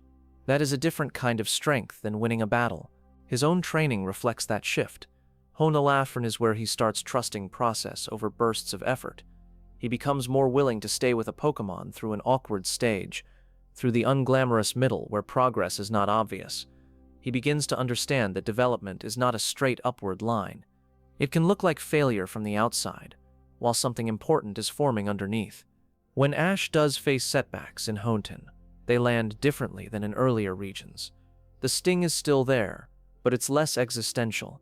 He no longer treats every loss as a verdict on whether he belongs. He treats it as a clue about what needs work. That is a psychological upgrade, and it shows in the way he recovers. He talks less about fate, he talks more about adjustments. Hoenn's Gym Road also demands more deliberate thinking from him. The tests don't consistently reward the same habits. The region keeps shifting the terms of success, which forces Ash to stop relying on one signature approach. He learns to rotate responsibility among his team, to recognize when a familiar solution is simply habit rather than the right call.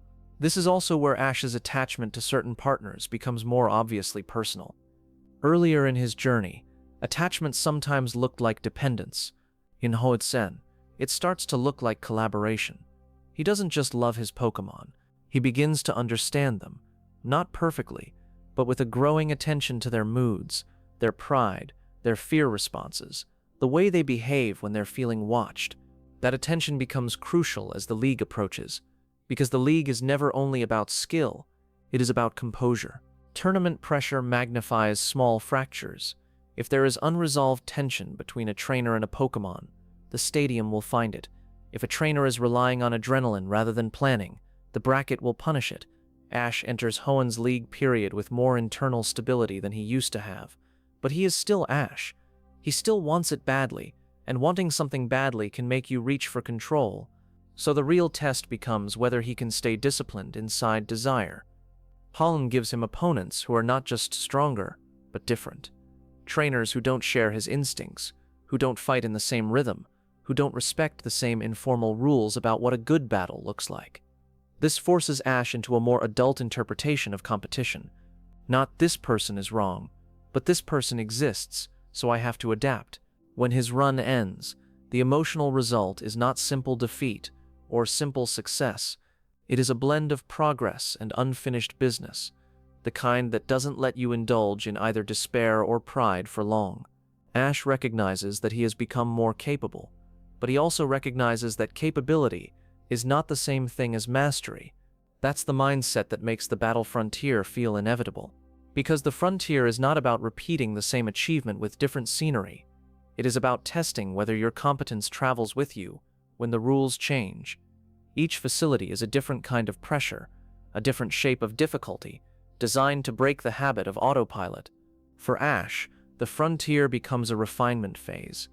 He begins to learn how to prepare without obsessing, how to enter a challenge with a plan that can still breathe. He starts taking specialized opponents seriously, not with anxiety, but with respect. He becomes more comfortable admitting, even to himself, that he doesn't know what will work yet. That admission is one of the healthiest things a competitive person can learn to say. The frontier also changes the emotional economy of victory. A badge can feel like closure. A frontier symbol feels more like evidence. Evidence that you can solve unfamiliar problems without collapsing. Evidence that you can keep trust intact, while everything around you tries to shake it loose. By this point in his life, Ash is no longer collecting accomplishments to become someone. He is collecting stress tests to become reliable. And there's a quiet maturity in the fact that he chooses this, not because someone orders him to, because somewhere along the way, he began to prefer growth that hurts a little over comfort that flatters him. If you want me to continue Chapter 5, the next stretch is where Ash's frontier challenges start shaping his approach to pressure itself, and where his traveling group begins to shift in a way that prepares him for the next era of his life. The battle frontier changes the tempo of Ash's life. A badge road has a familiar rhythm. Routes, towns, gyms. Even when it's difficult, the structure is comforting because you know what kind of effort is expected. The frontier removes that comfort. Each challenge is its own ecosystem, with its own logic, its own traps, and its own way of punishing a trainer who tries to impose a single style on every problem. Ash walks into that environment with a mind that still prefers momentum over analysis. He learns quickly that momentum without precision becomes waste. The first real shift is how he prepares. Preparation used to mean training harder, repeating moves, pushing endurance. In the frontier, preparation becomes more like thinking, watching, asking what kind of test this is, before deciding what kind of answer to bring. Ash does not become a strategist overnight. What changes is that he stops treating strategy as optional. He also starts to understand that the frontier is not merely a battle series, it is an examination of temperament. Some facilities reward patience, others punish predictability, others pressure your ability to recover in real time, not after a night of rest and a supportive conversation. The frontier tests how Ash behaves when his first idea fails and the second idea isn't ready yet. This is where his relationship with improvisation matures. In earlier regions, improvisation was often desperation dressed as confidence. Ash would react quickly and hope it looked brave. Here, he learns to improvise with more discipline. He begins to make smaller decisions instead of swinging wildly. He begins to notice that staying calm is not about being emotionless. It is about keeping emotion from choosing for you. His team management evolves in parallel. The frontier demands rotation, variety, and trust across multiple partners, not only reliance on the familiar centerpiece. Ash is forced to treat more of his Pokémon as true collaborators, which means learning their strengths and their limits more deeply. It also means accepting that sometimes the right call is not the most emotionally satisfying call. This challenges his ego in a new way. Ash has always wanted his wins to feel personal, to feel like proof of his bond. The frontier pushes him to accept that good leadership sometimes looks impersonal from the outside.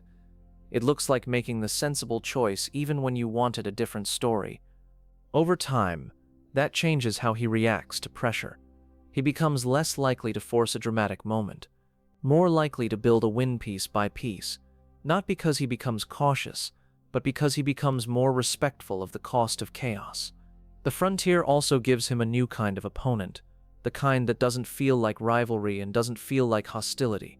Frontier leaders tend to feel like specialists, people who have built their lives around a particular philosophy of battle. They aren't impressed by the badge count you already have. They aren't even necessarily impressed by your passion. They want to see whether you can operate under their rules without losing your center. Ash learns to approach those encounters with a different posture. Less, I will prove myself to you, and more, I will try to understand your test. That sounds subtle, but it changes everything. When you stop treating every challenge as a personal judgment, you stop panicking. When you stop panicking, you start thinking. That thinking begins to show in the small moments. The way Ash watches a battlefield before issuing commands. The way he pauses, not because he is unsure, but because he is listening for the right timing. The way he starts to accept mid-battle adjustments as normal, rather than as an admission of weakness. This phase also begins to reshape his sense of identity. For a long time, Ash has defined himself by the next milestone, the next badge, the next league, the next big showdown that would make his journey feel coherent. The frontier is coherent in a different way. It is not a single narrative arc. It is a series of sharp lessons that don't care about your preferred story. It forces Ash to build an identity that can hold without constant external structure. And that is where the deeper benefit emerges. By continuing beyond the Hoenn League into the frontier, Ash proves something to himself that has nothing to do with rankings. He proves that he can choose difficulty without needing it to be glamorous. He can keep training even when there is no obvious crowd waiting to applaud. He can stay committed even when the path is not the standard one. This is the kind of commitment that separates people who want an identity from people who want competence. It also starts to prepare Ash for the next era of his life, where change comes not just from new regions, but from new kinds of relationships and new kinds of responsibility. The frontier quietly upgrades him from a traveler chasing milestones into a trainer building a foundation. Hoenn, then, is not just a region he passes through. It is the place where his ambition learns to tolerate complexity. And when he finally steps away from the frontier, he carries something more durable than a collection of wins. He carries the ability to stay calm in unfamiliar rules, to treat adaptation as a skill, and to lead a team without turning leadership into force. That will matter later, when the world becomes bigger than any one region, and when the stakes stop being personal dreams and start being the weight of expectation. Sinnoh arrives with a colder edge, not only in climate, but in attitude. The region feels more structured, more competitive, and less forgiving of improvisation. For Ash, that is both an invitation and a warning. The skills he sharpened in the battle frontier help him, but Sinnoh demands more than flexibility. It demands discipline under pressure, and it demands it consistently. This is where Ash's rivals stop feeling like occasional mirrors and start feeling like ongoing pressure systems. A Sinnoh rival is not simply someone who wants to win. It is someone who trains like winning is a responsibility, someone who treats preparation as a daily ritual. That kind of opponent exposes any gap in Ash's approach.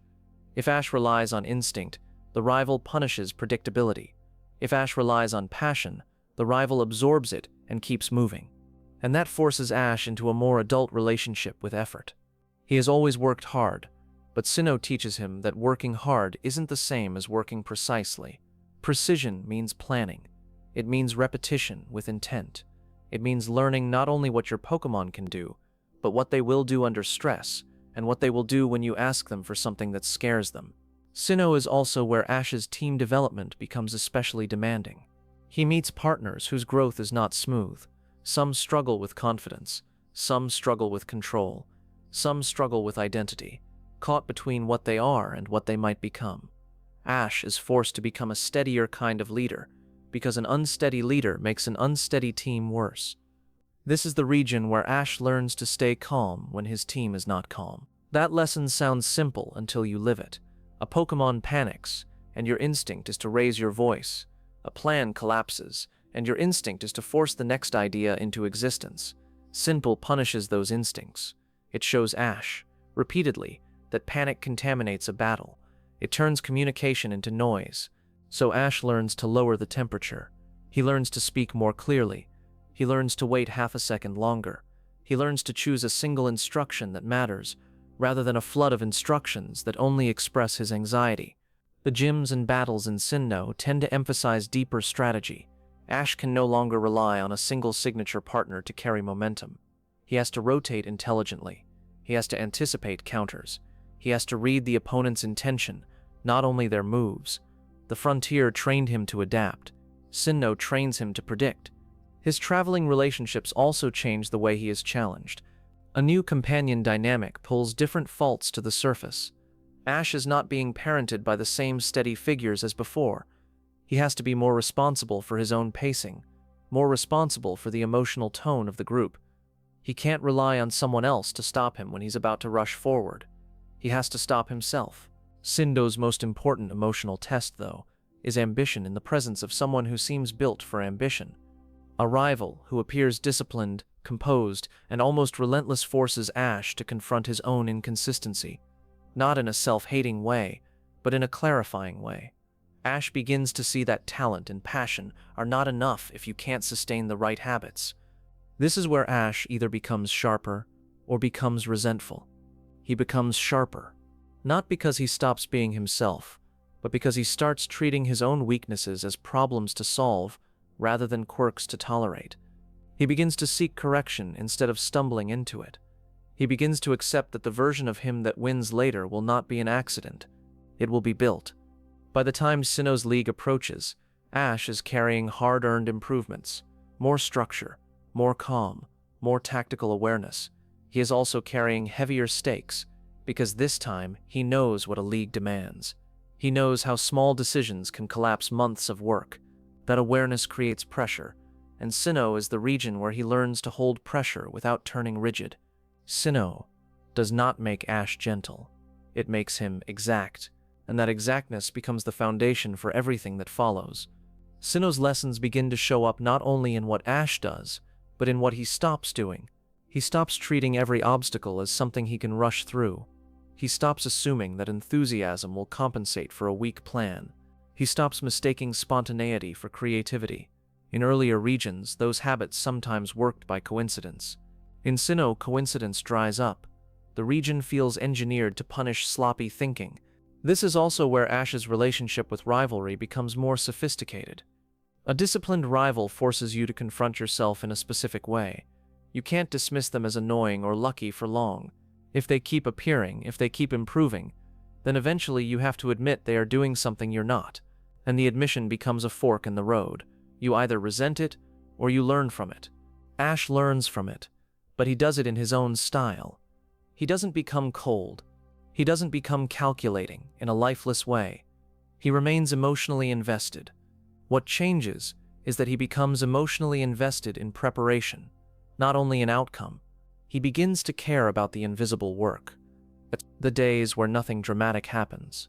The repetitions that don't create a highlight, the decisions to rest instead of push, the boring conversations where he talks to his Pokémon until he understands what they're afraid of. Sinnoh makes Ash discover that discipline is not a personality trait.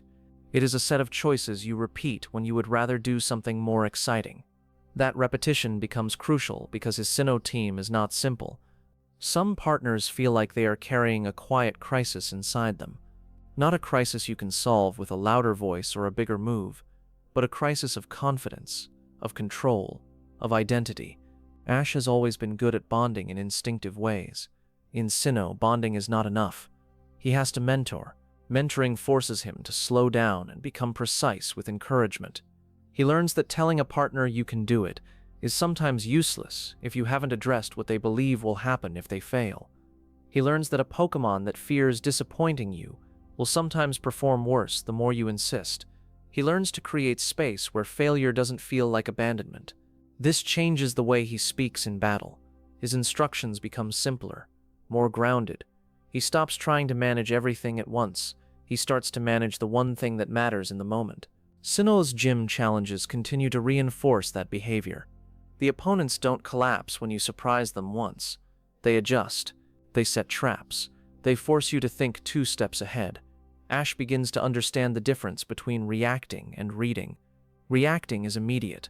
Reading is slower, and it requires humility, because it requires you to admit you don't know yet. Ash begins to admit that more often, not as a confession, but as a practical stance. If you accept you don't know, you can observe. If you pretend you know, you can only perform. This is also where Ash's traveling dynamic pushes him into greater responsibility. Without the same older stabilizers, he becomes more accountable for the atmosphere of the group. He can't simply be the loud engine and assume someone else will handle the emotional repairs. He has to notice when someone is discouraged and respond with something more useful than optimism. Sinnoh teaches him to respect other people's inner tempo. Some people need encouragement, others need quiet, others need a clear plan. Ash begins to recognize these differences, and that recognition is a form of maturity. As the badge road nears its conclusion, the League begins to feel like a looming weather system. Ash doesn't talk about it constantly, but it is there, in the way he trains, in the way he measures days, in the way he becomes stricter with himself in small ways. The closer he gets, the more he feels the old temptation. The temptation to tighten his grip, to control everything, to treat his Pokémon as extensions of his will, because the stakes are high and he wants certainty. Sinnoh keeps offering him the same lesson, repeated until it can't be ignored. Certainty is an illusion. The only real stability you get is the stability you build through trust and preparation. So Ash tries, imperfectly, to rely on that. When setbacks happen in Sinnoh, they cut deeper, because he understands the cost of them more clearly. He knows what it means to have momentum and lose it. He knows what it means to have a plan and watch it dissolve.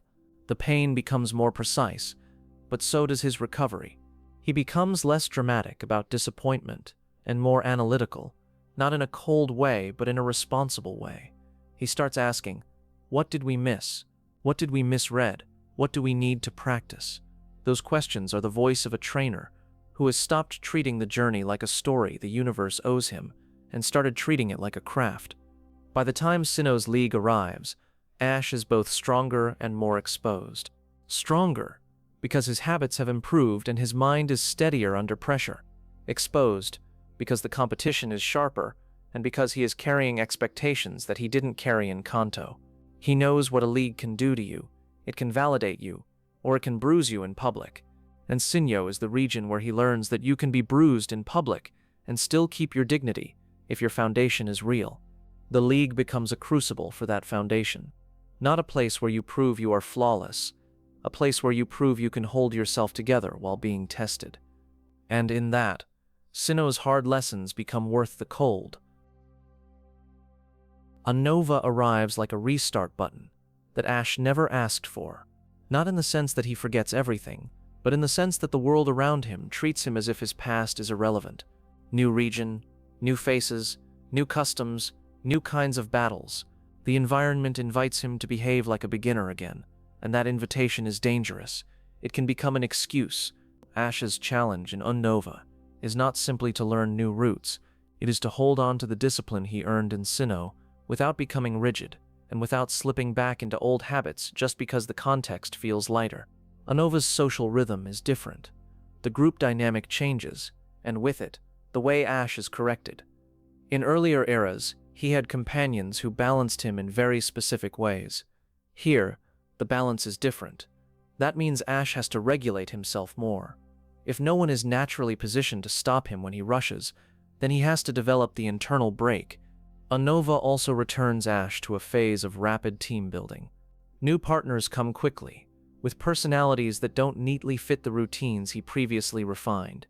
This creates a temptation to treat the team like a rotating cast, rather than a set of long-term relationships.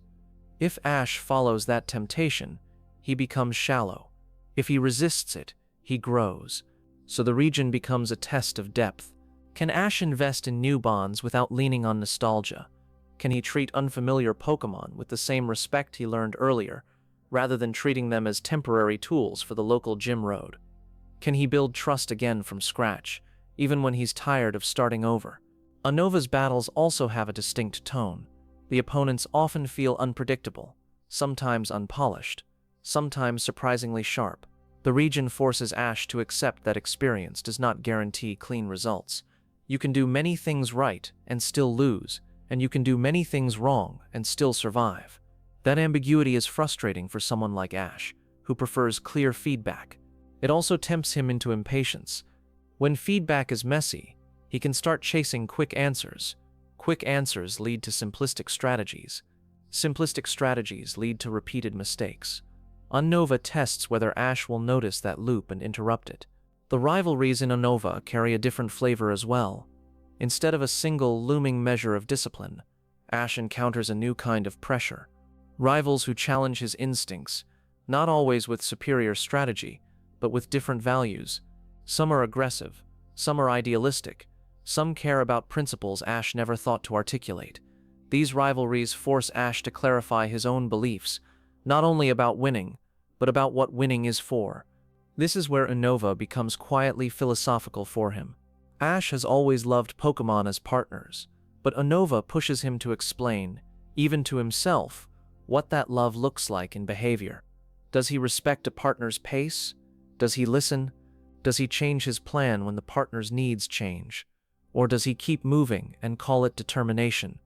Unova also carries a lighter surface tone at times, and that surface can be misleading. A lighter tone does not mean lower stakes. It just means the stakes are internal. The risk is not a single devastating loss. The risk is drifting backward, becoming careless, turning growth into something you had once rather than something you practice. Ash's story in Unova is about resisting that drift. He makes mistakes. He underestimates opponents. He sometimes falls into patterns that feel like earlier versions of himself. But the difference is that he is now capable of recovering faster. He is capable of learning without needing a full collapse first. He is capable of catching himself mid-habit and correcting, even if he corrects late. By the time Unova's league approaches, the question is not whether Ash is strong. It's whether he is consistent, whether his discipline travels with him, whether he can build a new team and still carry the standards he learned the hard way. Unova's answer is complicated, because real growth is complicated. And that complication becomes part of Ash's biography. It shows that progress is not a straight line across regions. It's a relationship with your own habits, and habits follow you unless you keep choosing differently. Unova's first true pressure comes from how easy it would be to treat the region like a casual lap. New faces don't know his past, and that anonymity can feel freeing. It can also be corrosive. When no one around you expects precision, you can start giving yourself permission to be sloppy. Ash has always been vulnerable to that. If the environment feels light, he can let his guard down and call it confidence. Unova tests whether he can respect a place without needing it to intimidate him. The new team forming around him accelerates this test. Building bonds from scratch is exhausting, and exhaustion tends to bring out defaults. Ash's default is to push forward, to take the next battle, to rely on sheer will. The problem is that new partners don't respond to will. They respond to clarity. They respond to patience. They respond to a leader who is willing to learn them, not just deploy them. So Ash is forced to rebuild his leadership style in real time. He has to learn what motivates each partner, what unsettles them, what makes them shut down. He can't lean on history. He has to create history. That is slower than he wants it to be, and the slowness irritates him because it feels like being trapped in beginnerhood again. There are also moments in Unova where Ash is confronted with ideology, not just competition. Some rivals and companions challenge him with questions that don't have clean answers, not about tactics, but about what it means to care for Pokémon, about training as a relationship rather than a ladder. Ash isn't naturally philosophical, but he is sincere. When he's forced to respond, he often responds with behavior rather than argument. He shows what he believes by what he refuses to do, by how he intervenes when someone treats Pokémon as objects, and by how he keeps coming back to the same basic principle: partnership matters. The region's unpredictability keeps punishing his complacency. He meets opponents who don't behave the way his experience predicts. Sometimes they are technically unrefined but emotionally fearless. Sometimes they are strategic in odd, non-traditional ways. Sometimes Ash loses not because he is outclassed, but because he entered a battle half asleep in his thinking, relying on patterns that don't apply. Those losses are important because they feel unfair to him at first. He has already done the work in prior regions. He has already learned discipline. Why should he still be punished for small lapses? But that question is the point. Discipline is not a diploma. It is a practice. Unova makes that reality unavoidable. If Ash doesn't practice, he regresses. This is also where Ash begins to feel the consequences of rapid capture and rotation. The more partners you add, the more thinly your attention spreads. Ash likes the excitement of new possibilities, but leadership isn't excitement. Leadership is allocation, time, focus, care. When Ash spreads himself too thin, his team reflects it. A partner becomes inconsistent. Another becomes stubborn. Another loses confidence. These are not random behavioral quirks. They are predictable results of a leader who hasn't yet adjusted his method to the size of the group he's trying to lead. Ash begins to learn to choose, not only in battles, but in investment. Who needs extra attention today? Who should sit out? Who needs a quiet walk rather than a training session? This is a more adult relationship with team building, and it doesn't come naturally to him. He learns it because he has to. As the badge road progresses, Unova's league starts to appear on the horizon, and with it the familiar temptation to tighten his grip again. The anxiety returns in a quieter form. Not the dramatic fear of failure, but the internal irritation of feeling inconsistent. Ash wants his progress to look clean. Unova refuses. It keeps making his journey look human. That human messiness becomes the real story. Not Ash gets worse, but Ash discovers that growth can wobble. He learns that you can be experienced and still make beginner mistakes when you're in a new environment, with a new team and new social cues. He learns that consistency is not something you achieve once, it is something you protect. When the league finally arrives, it acts like a magnifying glass. Everything that has been diffuse on the road becomes concentrated. The team's weak links show, Ash's habits show, his ability to stay composed shows.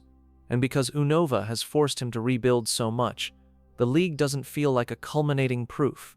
It feels like a snapshot, a picture of where he truly is right now, not where he wishes he were. That can be painful. But pain, in Ash's life, usually becomes fuel. Not always immediately. Sometimes he has to feel it first, argue with it, resent it, and then finally accept it. But acceptance comes. And with acceptance comes the one reliable Ash behavior. He continues. Unova ends with him carrying a quieter lesson than earlier regions gave him. Not about talent, not about destiny, but about maintenance. That the most dangerous failures are not dramatic defeats. They are small daily lapses that make your foundation soft again. And as he moves away from Unova, he doesn't carry a neat arc of improvement. He carries something more realistic, a renewed awareness that if he wants to become dependable, he has to choose dependability every day, even when the world doesn't force him to. Kalos feels sharper from the beginning. Not necessarily harsher, but more focused. The region carries a sense of style and intensity that invites performance, yet quietly demands substance underneath it. For Ash, this becomes a turning point, because the environment aligns with something that has been forming in him for years, the desire to be taken seriously, not through reputation, but through competence. In Kalos, Ash's purpose tightens. He is still the same person, still capable of enthusiasm and impulsiveness, but his baseline has shifted. He approaches the gym road with fewer detours in his attention.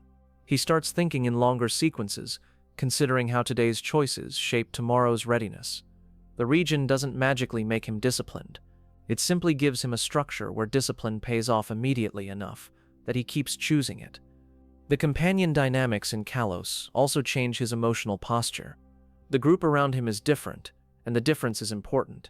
Kalos brings in people who reflect Ash back to himself in a more deliberate way, not only through criticism, but through belief. Being believed in can be dangerous if it inflates you. It can also be powerful if it makes you rise to a standard. Ash starts to rise. One of the key shifts in Kalos is that his battles become more explicitly tactical, but not in a cold sense. The tactics are rooted in trust. He isn't simply calling moves. He is coordinating with his partners, reading momentum, adjusting timing. The fights start to look like conversations conducted at speed.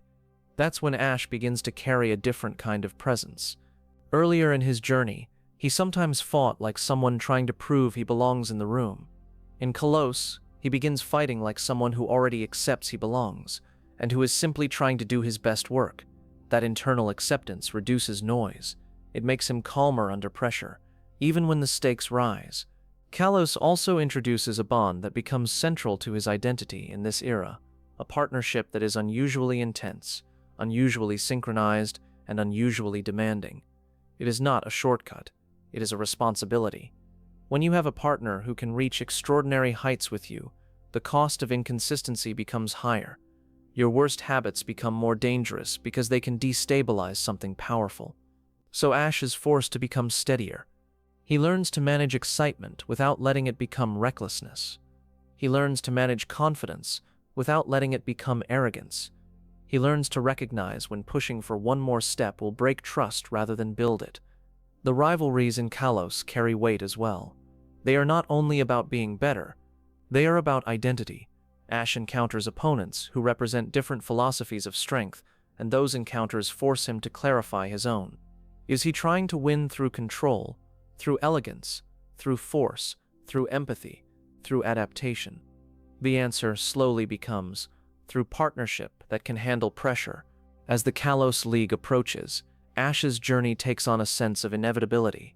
Not in the sense that victory is guaranteed, but in the sense that his effort is now organized. His daily choices are pointing toward a single test. He is not drifting. He is moving with direction. That direction creates its own emotional weight. When you are focused, every setback feels louder. Every mistake feels more expensive. Ash's growth in Kalos includes learning how to handle that weight without becoming brittle.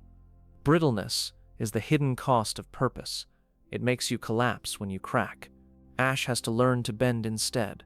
By the time the League arrives, he is carrying one of the most disciplined versions of himself so far. Not perfect, not immune to emotion, but committed in a way that is visible even when he isn't speaking. Kalos becomes the region where Ash's dream looks, for a time, less like childhood fantasy and more like a life he might truly inhabit.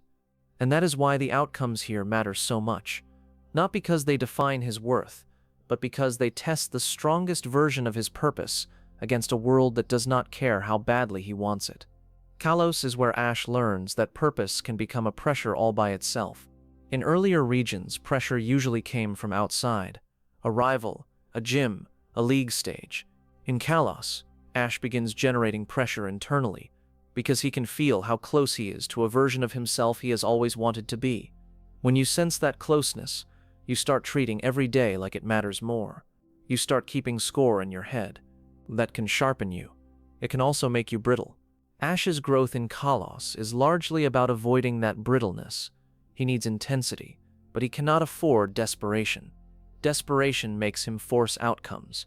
Forced outcomes break partnerships, especially the kind of partnership he's building here, where synchronization depends on trust rather than obedience. His central bond in this era becomes a kind of amplifier. When the bond is aligned, Ash looks exceptional. When it is strained, the strain is obvious, and it cascades quickly. The partnership demands not just skill, but emotional regulation. Ash has to learn to stay steady, even when he is excited, even when he is frightened, even when he is certain that one moment could define him. This is not natural for him. He is expressive, he is impulsive, he is often louder than he needs to be.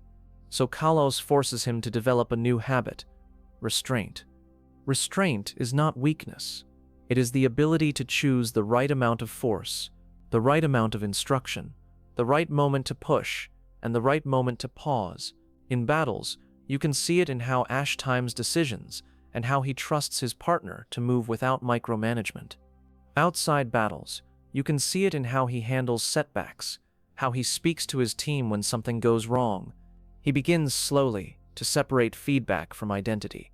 A bad day doesn't mean he is failing as a person. It means something in the system needs adjustment. That mindset is essential, because Kalos does not let him coast. The region's opponents are too composed, too varied, too ready to punish sloppy emotions. The rivalries here feel different from Sinnoh's disciplined mirror. In Kalos, rivals often carry a sense of philosophy. They approach strength with a particular aesthetic, a particular code, a particular way of framing what a battle should be. That can be intimidating, because it suggests that winning isn't only about ability, it's about meaning. Ash has never been someone who talks about meaning elegantly. He finds meaning through action. So Kalos becomes the place where his meaning has to hold up in public. His philosophy is simple: partnership, persistence, sincerity. The region challenges whether those values can stand against opponents who are polished and deliberate, opponents who seem to have planned their identity as carefully as their teams. Ash doesn't outpose them, he outworks them. But he also begins to evolve his own presentation, not by becoming theatrical, but by becoming clearer. His confidence becomes more grounded. He speaks less in declarations and more in decisions. He begins to feel like someone whose presence in a battle changes the atmosphere, not because he is loud, but because he is focused. That focus also affects his friendships. People around him begin to treat him differently. Some look up to him, some are inspired by him. That kind of attention can intoxicate a person. Ash has always liked recognition, but he is not naturally vain. His danger is not vanity. His danger is responsibility. When people believe in him, he starts feeling accountable for being worthy of that belief. It adds weight to everything. And then, as the League draws closer, that weight begins to narrow his world. The road feels less like exploration and more like a funnel leading toward one concentrated test. Ash handles this better than he would have in Kanto, because he has years behind him. He knows the danger of grasping too tightly. He knows the danger of panicking. But knowing and doing are different things. He still slips. He still rushes. He still has moments where his desire outruns his judgment. Those moments threaten the central partnership first. Kalos teaches him that a partnership with extraordinary potential is also a partnership that can be destabilized by ego. Not only by arrogance, but by the subtle ego of wanting to control the story, wanting to decide when greatness should happen, wanting to force a peak. Ash learns, painfully, that you cannot schedule a peak. You can only create conditions where it becomes possible. By the time the League arrives, Ash is carrying more than a team.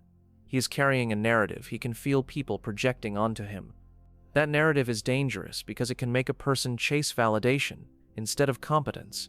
Kalos becomes the test of whether Ash can ignore the narrative and stay inside the craft. When he steps onto the League stage in this era, he is not the boy from Pallet Town hoping to be noticed. He is someone who has been noticed for a while now, and who has learned that being noticed is not the prize. The prize is being ready, and the League is where that readiness is tested without mercy. Win or lose, Kalos changes Ash because it shows him what he looks like when he is fully aligned with his purpose. It shows him a version of himself that is disciplined, synchronized, and capable of carrying pressure. It also shows him the cost of carrying that pressure, and the thin line between focus and fixation. That line becomes the central lesson of Kalos, and it follows him after the region ends, whether he wants it to or not. After Kalos, Alola feels like stepping into air that is warmer and less demanding, not because the world becomes easy, but because the rhythm changes. Alola does not ask Ash to sprint from milestone to milestone. It asks him to live somewhere, to be part of a place, and to learn what stability feels like when you are used to motion. This shift matters because Ash has spent most of his life defining himself through travel. When you travel constantly, you can always tell yourself you're in progress. When you stay, you have to confront who you are on ordinary days. In Alola, Ash is placed into a community that functions more like a family than a temporary travel group. A school setting creates routine. Routine creates mirrors. People see you repeatedly, not only when you're impressive, but when you're tired, irritated, distracted, or kind. That kind of repeated visibility is a quiet test of character. Ash begins to change under that kind of observation. He relaxes in some ways. He laughs more. He allows himself to enjoy life without turning every hour into training. This is not regression. It is recovery. The intensity of Kalos and the years before it trained him to be purposeful. Alola teaches him to be whole. At the same time, the region's battles and trials introduce a new definition of strength. The traditional gym structure is not the central measuring stick here. Instead, there are challenges that feel more embedded in local culture, more like rites than sport. That forces Ash to approach competition with respect for place, not only respect for opponent. It also forces him to adapt socially. Alola values community and tradition. You can't simply impose your own idea of progress without looking rude. Ash, who has always been blunt and direct, learns to slow down and listen, to accept guidance without turning it into an ego contest. The region rewards sincerity and participation, not just dominance. Ash's bond with Pokémon also shifts in Alola. Living in one place gives him time to notice details he would have missed on the road. He sees how Pokémon interact when they aren't being trained. He observes moods and relationships that have nothing to do with battle. This deepens his empathy in a way that traveling rarely allows. When you're always moving, you focus on survival and the next test. When you stay, you have time to see complexity. A key part of Alola is that Ash begins to feel supported in a more stable way. Not only by one or two companions, but by a network, teachers, classmates, local figures, and the wider community. That kind of support changes the psychology of failure. If you lose in Alola, you're not suddenly alone on the road the next day. You still have breakfast with people. You still have routines. You still have belonging. That belonging is powerful for someone like Ash, who has always been brave but rarely rooted. And that's why Alola's League matters. It is not merely a competitive event. It is a community milestone. It represents a region finding its own way of formalizing growth. Ash steps into it not as a traveler passing through, but as someone who belongs to the place, at least for a time. That sense of belonging changes how he competes. He's not fighting only for himself. He's carrying the pride of a community that shaped him. Alola also changes the emotional stakes of rivalry. Rivals here are not distant measures. They are classmates, friends, people he sees in ordinary life. Competing against someone you eat with and study with feels different. It tests whether you can fight hard without breaking relationship. It tests whether winning matters more than respect. Ash learns to keep the bonds intact while still taking the battles seriously. By the time the League arrives, Ash is carrying a calmer confidence than he has had in years. Not because he cares less, but because he is less lonely. He has a home base. He has people who know him. He has a sense that he is valued as a person, not only as a competitor. That stability changes him. It makes him more patient, more playful, more present. And when the League's pressure arrives, he meets it with a groundedness that earlier versions of him didn't have. Alola becomes the region where Ash learns that the opposite of ambition is not laziness. It is belonging. And belonging, when it is real, can make ambition healthier rather than weaker. Living in Alola forces Ash to learn a skill he never needed on the road: staying. On the road, any tension can be escaped by walking to the next town. Any awkwardness can be diluted by distance. In Alola, distance is replaced by routine. You see the same faces again tomorrow. That means you have to repair things, not just move past them. You have to learn how to be part of a community without turning every day into a personal quest. Ash adjusts to this slowly, but the adjustment shows. He becomes more attentive to ordinary kindness, helping someone, not because it advances his goals, but because it keeps the small world around him functioning. He begins to respond to people's moods with more patience, because he will see them again, and because he has learned that relationships are a form of long-term investment. This does not make him saintly, it makes him more socially skilled. The school environment also reframes his identity. For most of his journey, Ash has been the traveling trainer, defined by motion and badges. In Alola, he is also a student, a classmate, a friend who shows up on time or doesn't, a person who learns and gets corrected in front of others. That kind of structure humbles him in a quieter way than a loss ever could. It also stabilizes him. But possibly, with a home base, Ash doesn't have to prove he belongs every morning.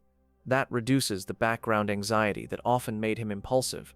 When you feel secure, you can think. When you can think, you can choose better. Alola's trials and battles benefit from that better choosing. The region's challenges tend to be embedded in place, tied to local customs and local expectations. Ash can't treat them as generic tests. He has to pay attention to what the community values. That pressure is social rather than purely competitive, and it teaches him respect without needing fear as a motivator. His bond with Pokémon deepens in a way that is almost domestic. He spends more time around Pokémon outside the context of battle. He sees their play, their irritations, their routines. He learns that care is not only healing after a fight, it is daily companionship, sharing space, noticing when something is off before it becomes urgent. This kind of attention becomes one of his strongest skills in Alola, because it makes him a calmer leader. The rivalries in Alola develop in an unusual shape as well. They are not built on distant intimidation, they are built on proximity. Competing against people you know intimately is psychologically harder in a different way. If you lose, you don't disappear into the next route.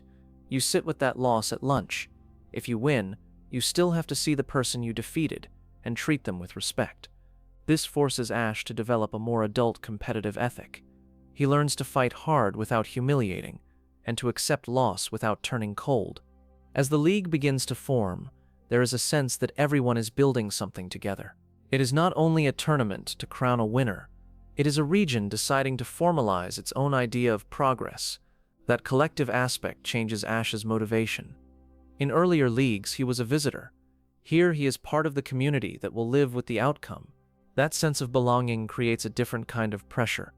It's not the pressure of being judged by strangers. It's the pressure of being seen by people who care about you. That can be heavier because their approval matters more. Ash handles it better than earlier versions of himself would have, because he has learned something crucial in Alola. Your worth is not on the line in every battle. Your relationships do not have to be gambled for intensity. You can compete and still remain connected. When the league arrives, Ash's calmer confidence becomes visible. He still gets nervous. He still gets excited. But he no longer collapses into chaos when something surprises him. He has a home to return to, and that home functions like an emotional shock absorber. It lets him recover faster, because recovery is supported by routine rather than by willpower alone. The battles themselves feel less like a ladder and more like a test of character. Not because the competition is easy, but because the stakes include respect, community, and self-control. Ash's earlier journey trained him to endure. Alola trains him to belong. The league tests whether he can combine those two skills: persistence without loneliness, intensity without cruelty, ambition without panic. And when the league culminates, it offers Ash a form of validation that he has been chasing for years, but in a form that surprises him. Not a validation that says you are finally perfect, but a validation that says you have grown into someone who can carry a community's hopes without losing yourself. That is a different achievement than a trophy. It is a change in identity. Afterward, Alola doesn't feel like a region he passed through. It feels like a place that held him, steadied him, and altered the way he relates to the world. When he eventually leaves, he carries that steadiness with him as a new baseline. He has learned what it feels like to be rooted.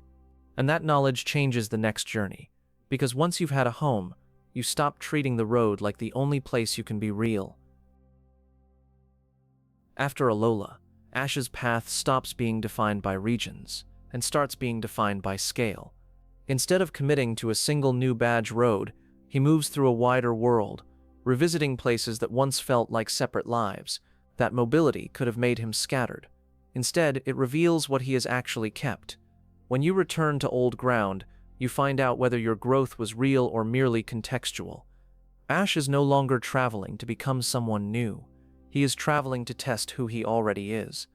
This phase introduces a different kind of competition, one that doesn't rely on local customs or a single league season. The World Coronation series reframes battling as a global ladder, where reputation, consistency, and repeated performance matter more than a single hot streak. It is the kind of structure that punishes volatility and rewards sustained competence.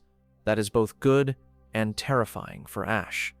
Good, because his best traits have always been persistence and recovery. Terrifying, because a global ladder doesn't let you hide behind new region learning curve excuses. You fight strong opponents early, and you keep fighting them, and you are measured repeatedly. Ash's companionship changes again in this era. He travels with a new kind of partner, someone whose development runs alongside his. That creates a dual story, Ash the veteran refining himself, and a younger trainer learning what Ash once learned. Being placed near someone in that position forces Ash into mentorship more clearly than ever before. His behavior becomes a model whether he wants it or not. Mentorship also exposes his remaining flaws. You can't teach what you don't practice. If Ash is sloppy, the sloppiness echoes. If Ash is disciplined, the discipline spreads. This accountability helps him stay sharp. As Ash climbs the global ladder, he encounters opponents who feel like living landmarks, representatives of different regions' peak philosophies. These battles demand more than emotion and improvisation. They demand preparation, adaptability, and the calm to execute under pressure. Ash begins to synthesize everything he has learned. The early lesson of earning trust, the Johto endurance, the Hoenn process, the Sinnoh precision, the Kalos focus, the Alola groundedness. For the first time, his biography begins to feel like one continuous skill set rather than separate chapters. As the stakes rise, the question changes. It's no longer can Ash become great. It becomes can Ash hold greatness without losing his humanity. Because the higher you climb, the easier it is to become rigid, defensive, and obsessed with outcome. Ash has flirted with those dangers before. Now they become more tempting than ever. He resists them by returning to his oldest anchor, partnership. Not only partnership with Pokémon, but partnership with the people around him, the daily relationships that keep him from turning into a machine. He remains emotionally open. He remains sincere. He lets himself care. That care becomes visible in how he battles. At this level, confidence is common. What distinguishes Ash is how personal his coordination with his partners becomes, how naturally he reads them, and how deeply he trusts them to act without being micromanaged. He doesn't battle like someone trying to dominate. He battles like someone trying to harmonize.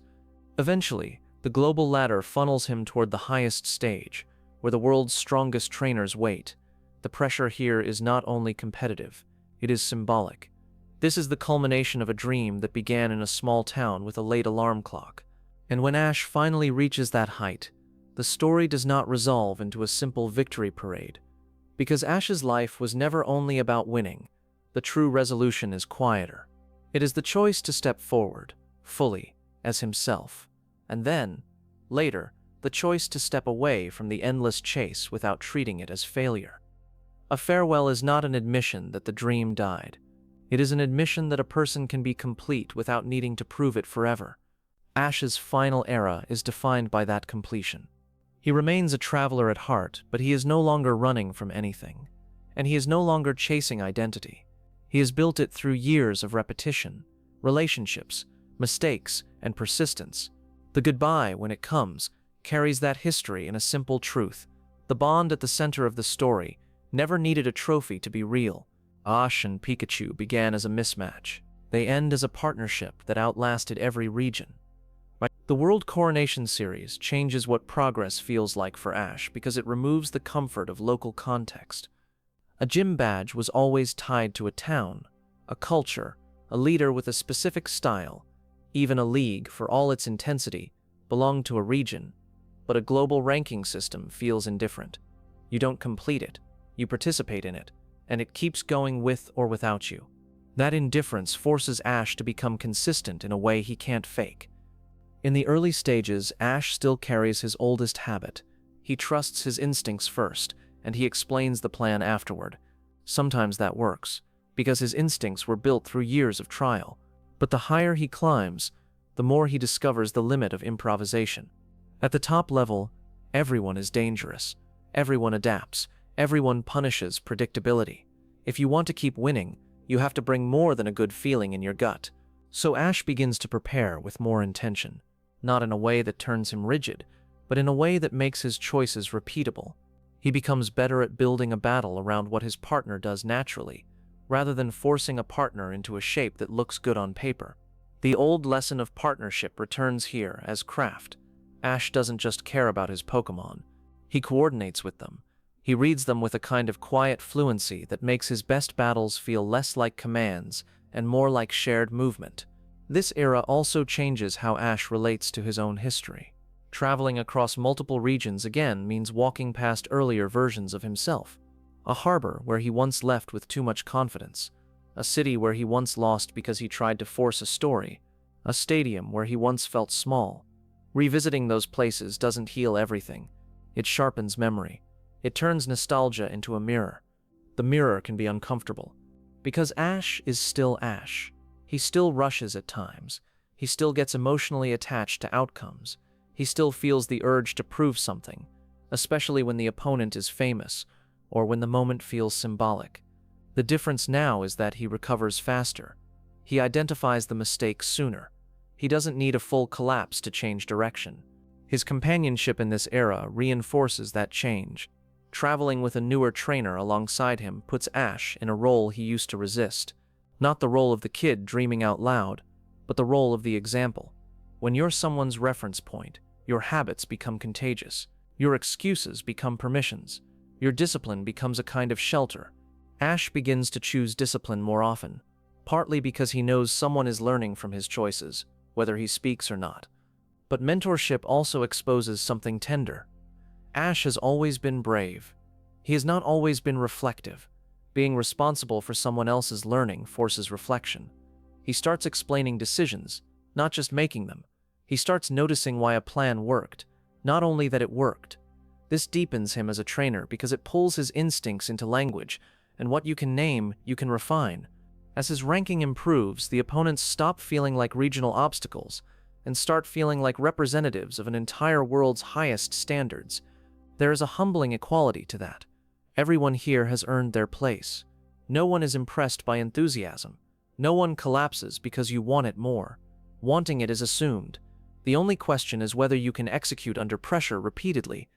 This is where Ash's biography begins to converge. No one taught him endurance. The battle frontier taught him adaptation under strange rules. Sinnoh taught him precision and composure. Kalos taught him focus and the danger of fixation. Alola taught him groundedness and the stabilizing power of belonging. In the World Coronation series, those lessons stop being separate memories and become one integrated skill set. He begins to look less like a talented traveler and more like a complete competitor. At the highest stage, the battles become psychologically heavy in a way that's hard to describe without romance. Not because the world is watching, though it is, but because Ash is watching himself. He can feel how much he has put into this. He can feel how long the road has been. He can feel in quiet moments that this might be the closest he has ever come to answering the question that started everything. And that closeness creates a particular kind of fear. Not fear of losing, exactly. Fear of losing meaning. Fear that years of effort will be summarized by one bad day. Ash learns to fight that fear the only way he ever has, by returning to the simplest truth he trusts. He trusts Pikachu, not as a weapon, as a partner. The relationship that began in friction becomes his calmest foundation. When things get too big, too symbolic, too loud, he returns to the daily reality of their bond. The small glances, the timing, the mutual understanding that doesn't need words. This is what keeps him from turning into a person who battles only for legacy. When Ash finally reaches the peak level of competition, it isn't framed as him becoming someone else. It is framed as him becoming more fully himself. A boy who never learned how to quit, who learned slowly how to prepare, who learned repeatedly how to rebuild trust, and who kept walking even when the story didn't reward him immediately. What happens after that peak is where the farewell begins to take its real shape, because the culmination of a dream can be a trap if you treat it as a permanent obligation. Some people reach the top and then spend the rest of their life trying to stay there, even as the pursuit drains them of joy. Ash has always been driven, but he has also always been sincere. Sincerity doesn't survive endless performance. So the ending of Ash's story is not only about achievement, it's about completion. Completion doesn't mean the road ends, it means the hunger changes. The need to prove turns into the ability to choose. Ash begins to step away from constant escalation and back towards something that looks more like the beginning. Travel, because you love the world, not because you need the world to validate you. The farewell, when it comes, lands because it refuses to pretend that goodbye erases everything. Ash's life becomes a long chain of people met in places left behind.